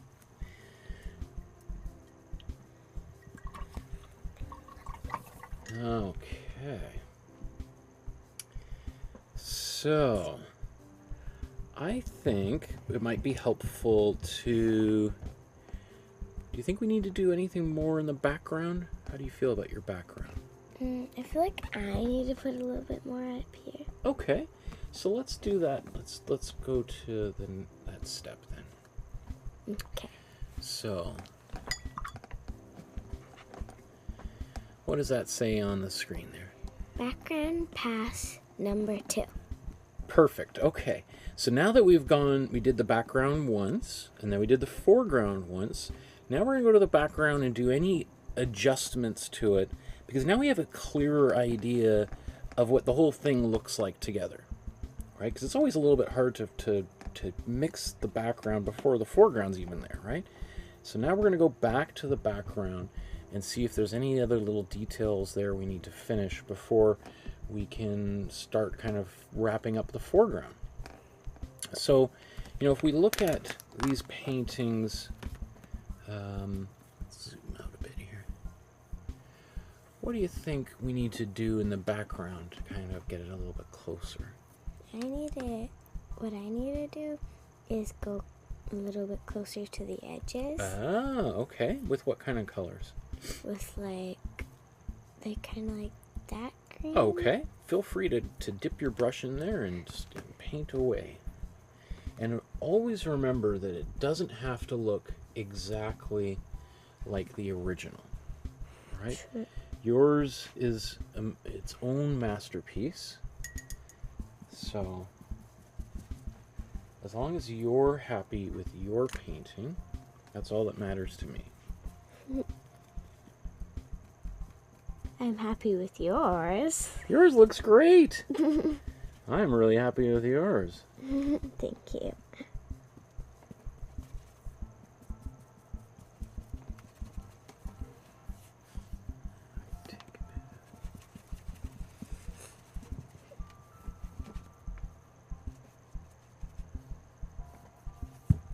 So what I always like to do is sort of just have a few different mixtures of paint on the go, so that I can kind of bounce around back and forth. Maybe even take another one over here. I feel like I want a bit more. Oops, that's maybe a little bit too much white.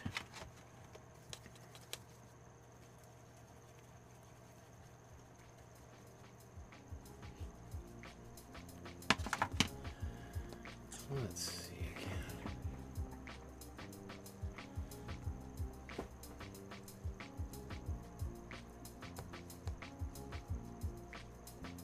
The other thing I can do when I'm doing this is I can kind of clean up the edges around her face and hair.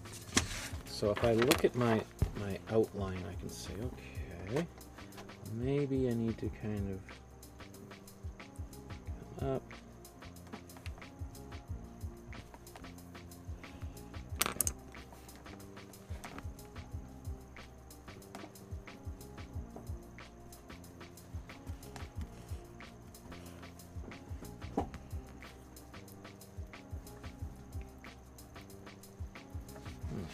Okay. Looks pretty good. Maybe, what if we could integrate that into the painting a little bit more? Okay. So yeah, spread some of that color out. There you go. And kind of bring that around.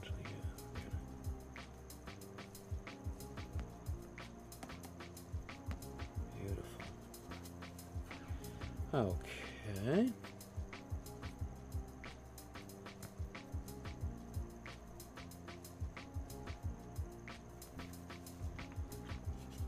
I feel like I put a little bit of paint on her lip.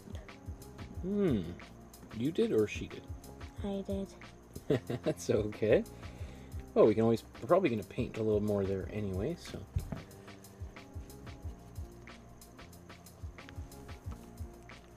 Oops.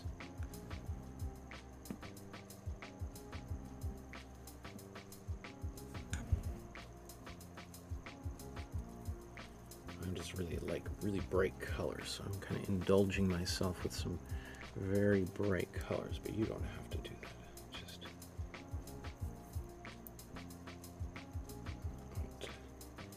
keep it as poppy as possible.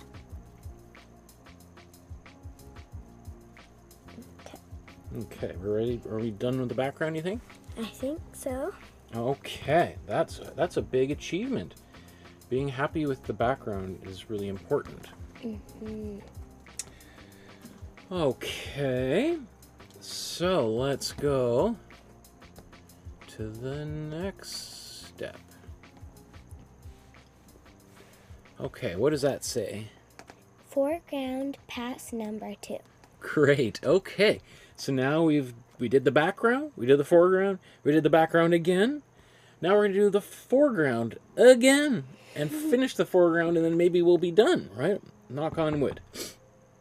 So let's look at our painting and just think about what might need to be done here. So we've got all these really bright colors, but I think what we need to do is kind of sharpen things up. And I think in order to sharpen the painting and get a little bit more clarity, we might want to move to a smaller brush now. Yeah. So how about let's clean up some of our bigger brushes. Wipe them off, clean them in the water. I think I might need another rag. Okay. Thank you, Uncle Mikey. Yeah, my pleasure. Let's get a nice new rag for you. There you go.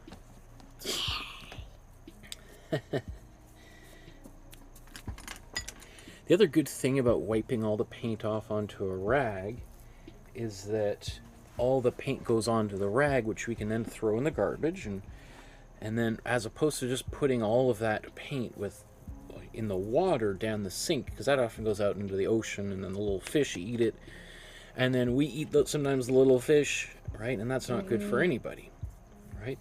So if we're wiping the paint off on our brush, then at least it goes into the landfill and doesn't get into the food system. Yeah. Right? Because, you know, while paint is okay to get on our hands, it's not something we want to be eating, right? And we certainly don't want other animals eating it either. Yeah. Right? So it just helps ensure that the world is going to be healthy and clean when you're all grown up. You got messy fingers. That's good, right? Okay. I think when we got messy hands, that means we're really getting some good painting on here. Okay, so let's think about what we can do next and what we're missing. We need some little bit more finer details and maybe even going a little bit darker in this painting. So I think one thing we could do is something I really like doing, which is called glazing. So this is, you like glazing? You've heard of glazing before? My goodness, you're going to be taking over for me here. So we're going to use this satin glazing fluid. And what I like about it is we can make really transparent layers of color. Why is that? It's clogged.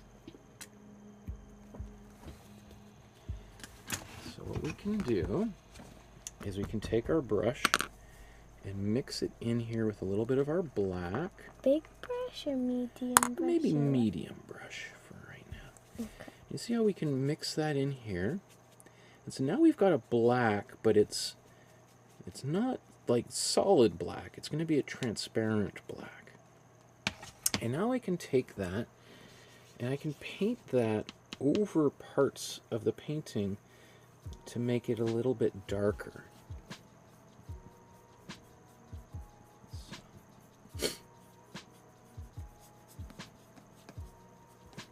Are we just going to squish glaze on top of it after?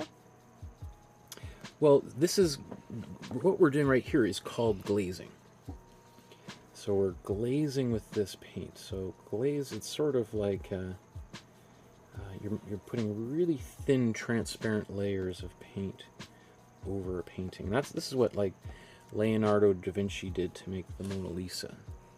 He did lots of thin layers of paint. And by doing that, we can't really see the different brush strokes. True. Mine's not fully dry though. That's okay. What happens is it's gonna blend a little bit, and we're gonna do some touch-ups on it as well.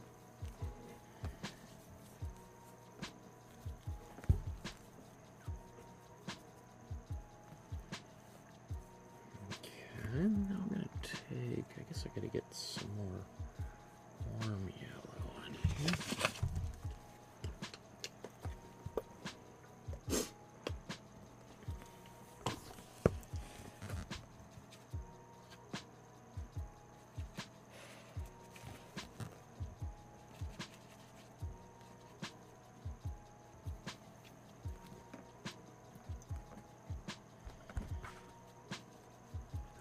So what I did is I got a little frustrated, and I'm also kind of impatient.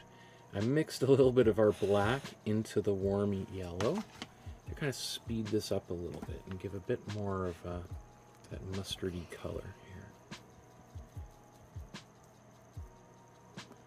What we're really trying to paint is like the shadows on her face.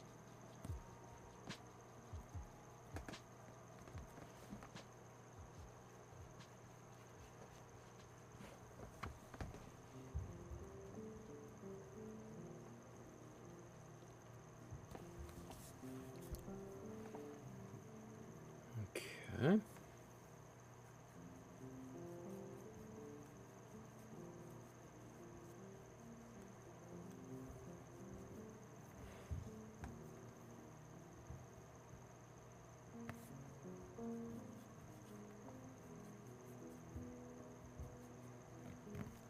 Looking good.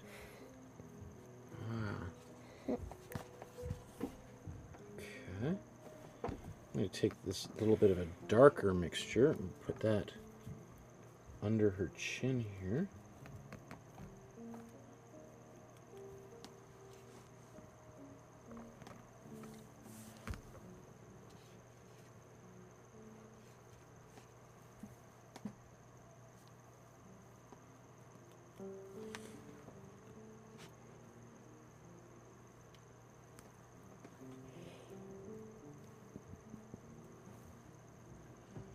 I'm kind of painting a bit of it near her eyes too.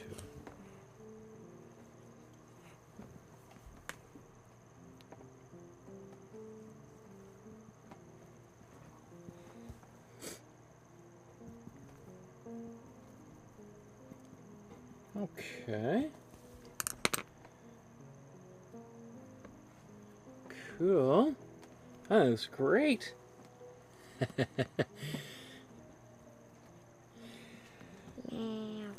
So, I think we got, let's take, let's go to one of our smallest brushes now.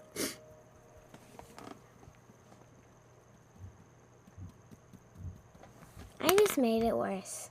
No, it's all right. It's going to be perfect. In fact, maybe that's what we should do, is her lips and things now. So let's see if we can zoom in to her lips. It's a kind of really dark color. So it's almost like a dark purpley color. We could use the cool red and some of the black we used. Yeah, you could do that too. Absolutely. So let's do exactly what you just suggested. So now I got that color. And now I'm going to just show you here on mine.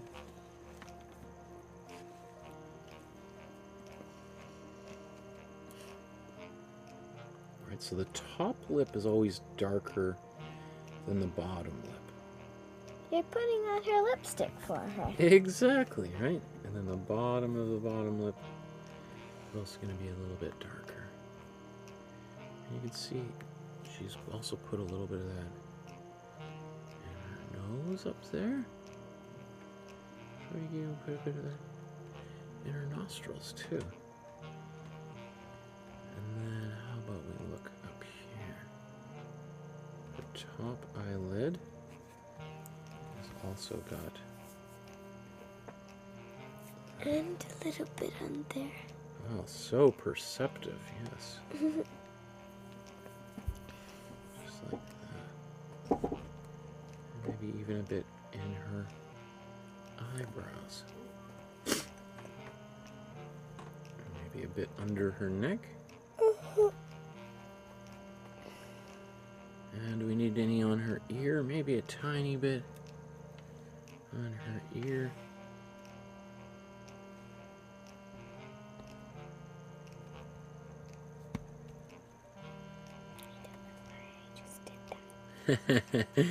Okay, you want to try doing a little bit of that with your brush, kind of going around around her lips and her eyes and such.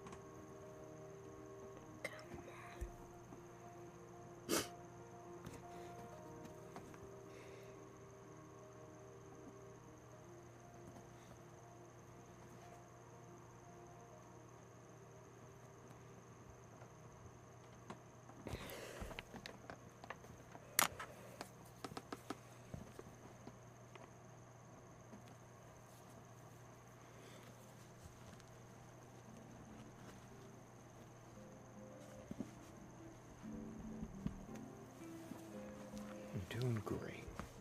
I think also getting a little bit of that, I'll make a bit more of that mixture for her lips for you too. Thank you.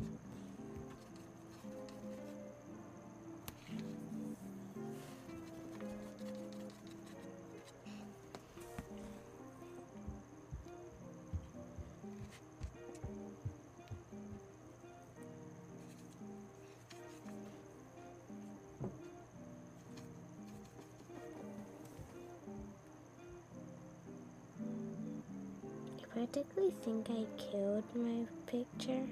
What? No, not at all. Yes. I think what we'll do is, what we can now, see how I put a little bit of lines around her eyes? Mm-hmm. So let's get some of this black, I think is right in here. We can put that in her eyes. Okay. And that's going to really help.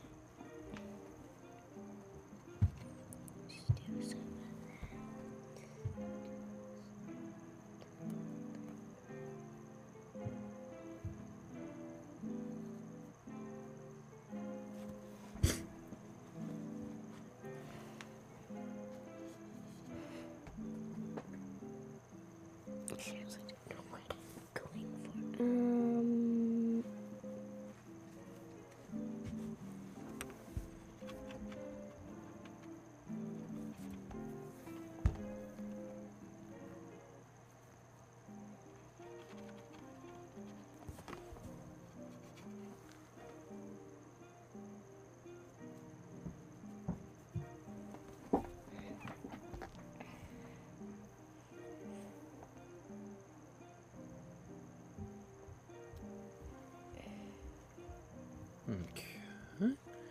Just got maybe a little bit of paint on her lip there.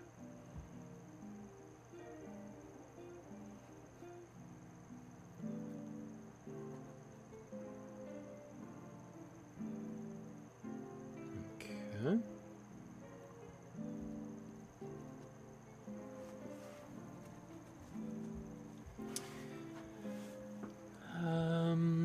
Okay. You're getting very close. We're both getting very close. So I think maybe just to help you with her eyes, we'll just sort of just do a little bit.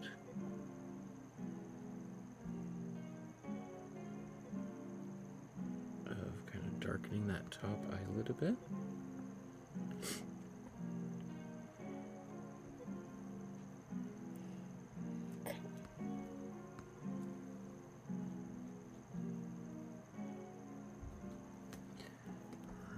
Just darkening a bit of her nose, oops, on this side.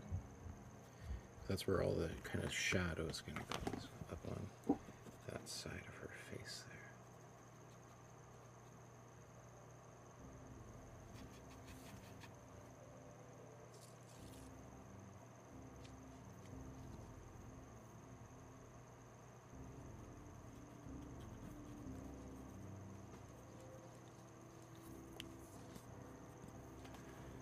Okay.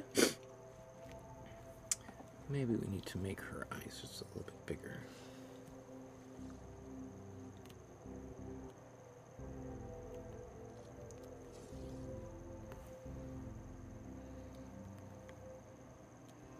Don't know what I'm doing. What? You're doing great. You've done an excellent job. This is not an easy painting. Like I was thinking, what should we do? Should we do a really easy painting? Or should we do something a little bit more complicated where I can really show you some important art lessons? And that was the decision I made. I bet you there's a lot of people who would have a hard time doing today's painting.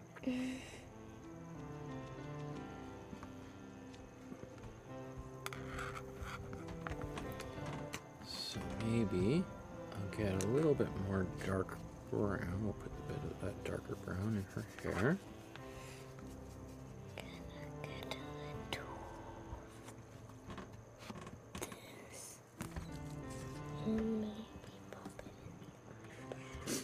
Good job, yeah. Nope, nope.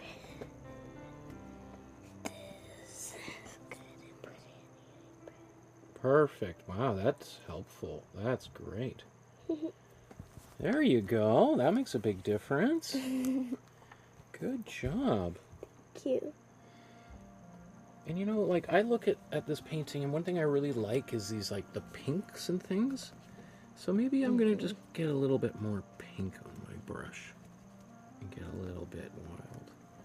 What if I take a bit more bright pink?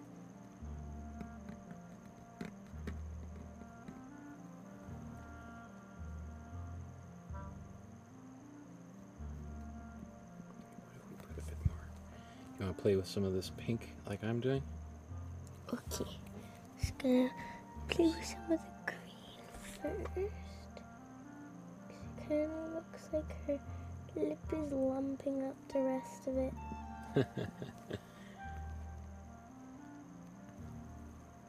Same with her chin.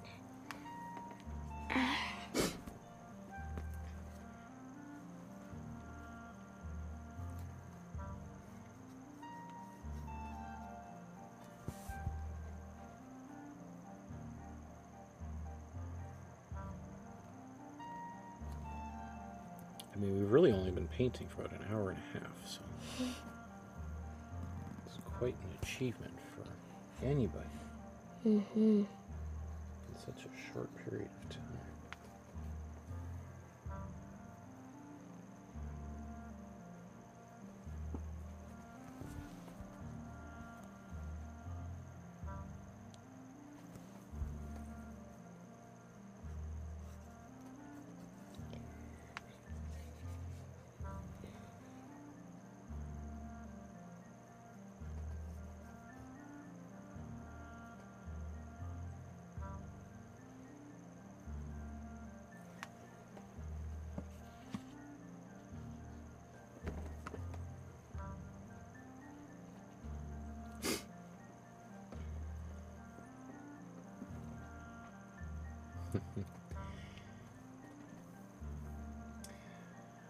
Lolly says, Cora, truthfully, if Michael had shown your painting at the end of the class and said it was his, I would have believed him. Yours looks so good and so professional. You should be proud.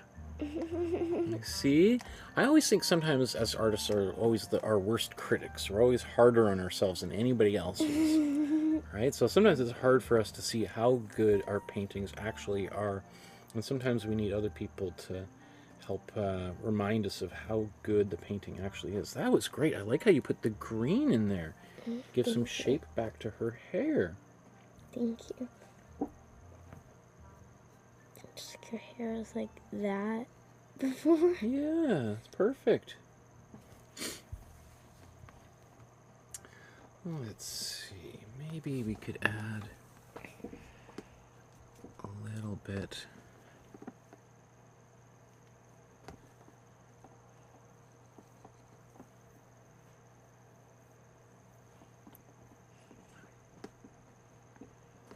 Color on her neck there. Darken that.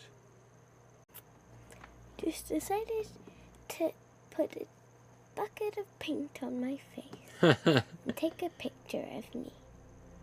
That's exactly right, yeah.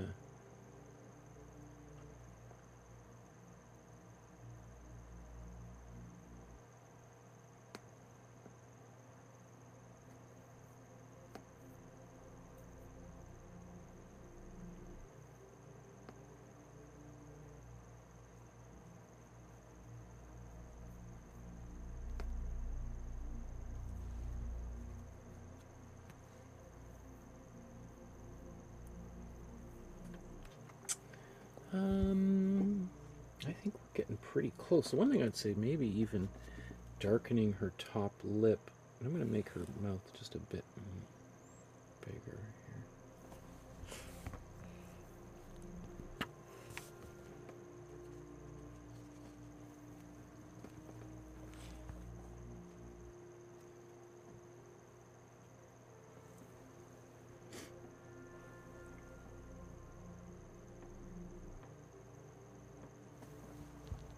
Great. If we also, just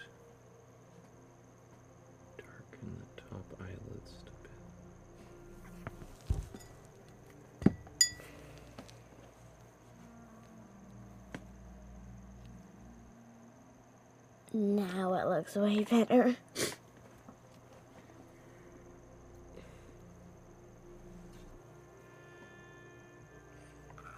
It looks like this rag was from a t-shirt. It is, yeah, old t-shirts. Ooh.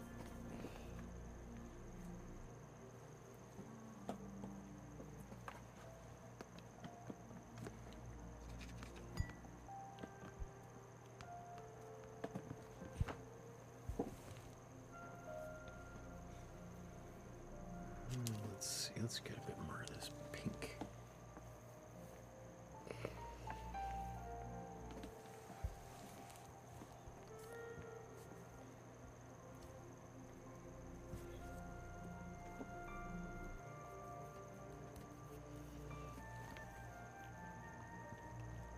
How do you feel about this now? Amazing now. There you go. You fixed it. Oh, you did all the hardest work. But you fixed it and made it prettier. Thumbs up.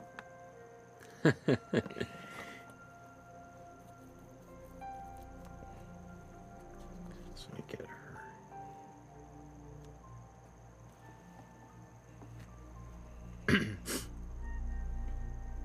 Okay.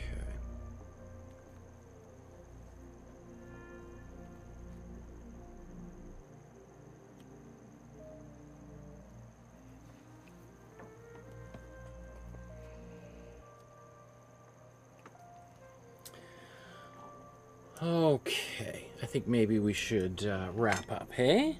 You feeling okay? We're getting kind of tired, aren't we? Yeah.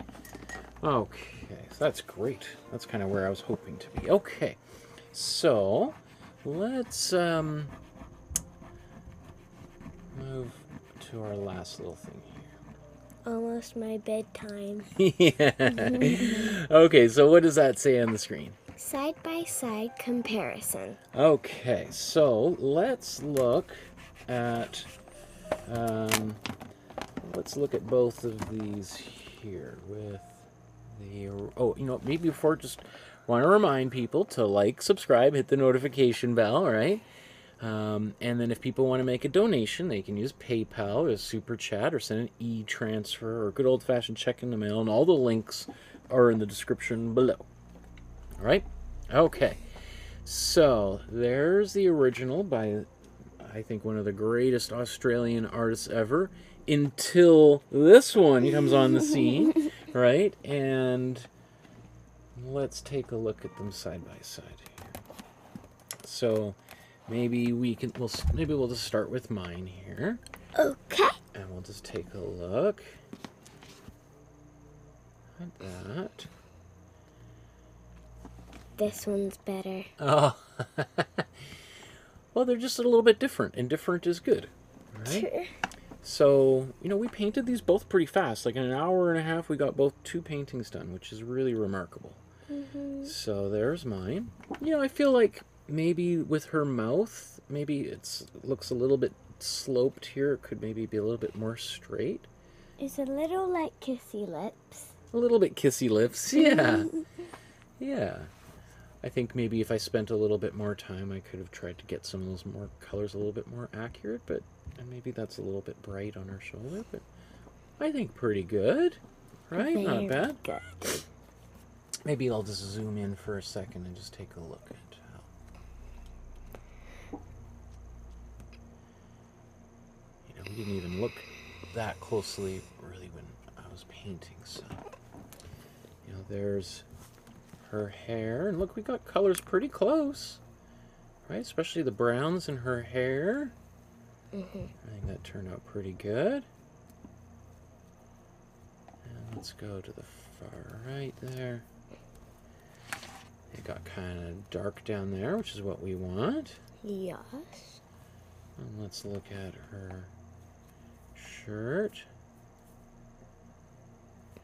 It might have been a little bit brighter down there. I forgot to do that little detail on there, on Oh. mine. Yeah. You can always do another one. Sure. Alright, and let's sort of look at her shoulder here. Pretty good. Okay. So we'll take a look back out there. So I feel pretty happy with my version there. I feel pretty happy with yours. Well, let's take a look at yours here. I only did one side of it, which is right now. What's that? I only did one side of that, which is right now. Oh, well, you can keep on painting while we look at them side by side. Oops. Chin's too big. Chin's too big. Well, we can always change that too. We can make her lips bigger, or we can make her chin smaller. That's okay. If we want, do you want to change her chin now? Yes. Okay, well, let's do that. Let's make that little bit of a change. Let's see, where's another brush? Because that's the cool thing with acrylic paint, is we can always make some changes. So, I think we just want to kind of raise her jaw up a little bit higher.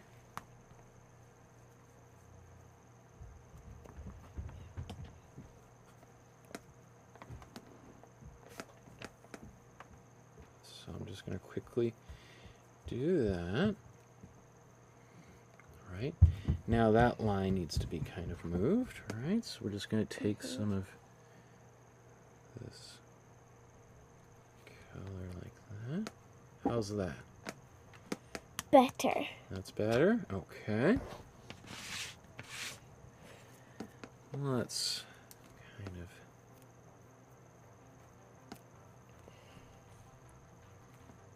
That's too much.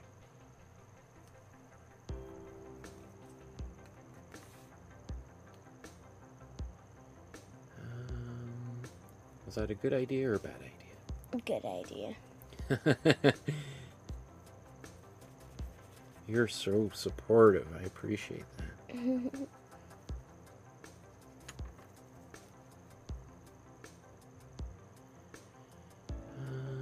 What else do you have any? Do you have any other feelings about anything else in this painting?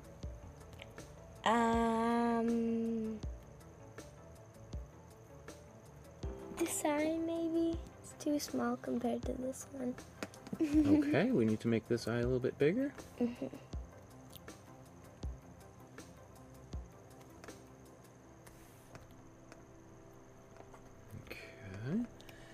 let's get a little bit of almost a bit of a brown going here.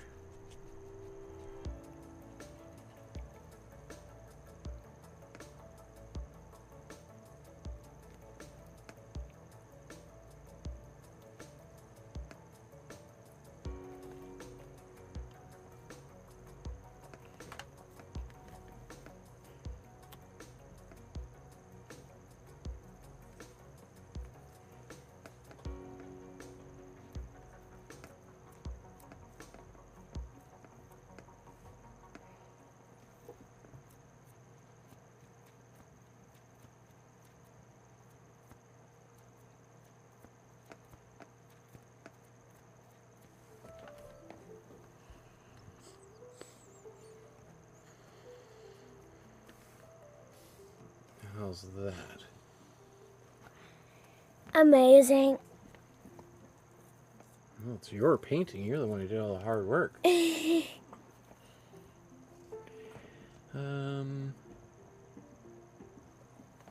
feel like I just want to kind of make her eyelids look a little bit more closed over here. Oops.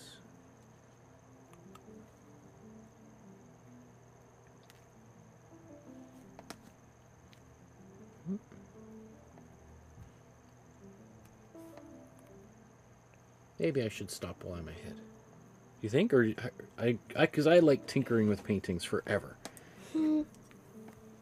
Maybe. I'm not sure though. You have a lot to tinker with since it's so really bad. It's not really bad. I really like it. I really like it. I kind of want to add a bit more pink under her face. She's got all this beautiful pink.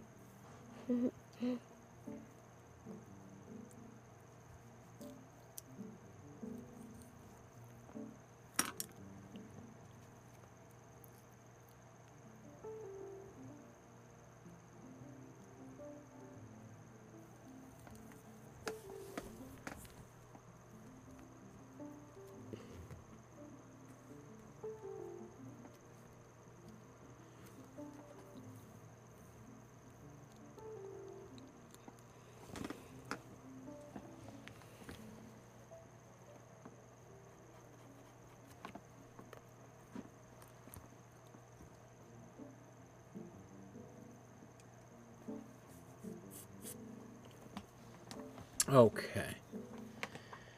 I think that's probably good for now. Yep. Yep. Okay. So you want, that's an awesome job. Way to go, Cora. So proud of you. Okay. So, oops, let's... So...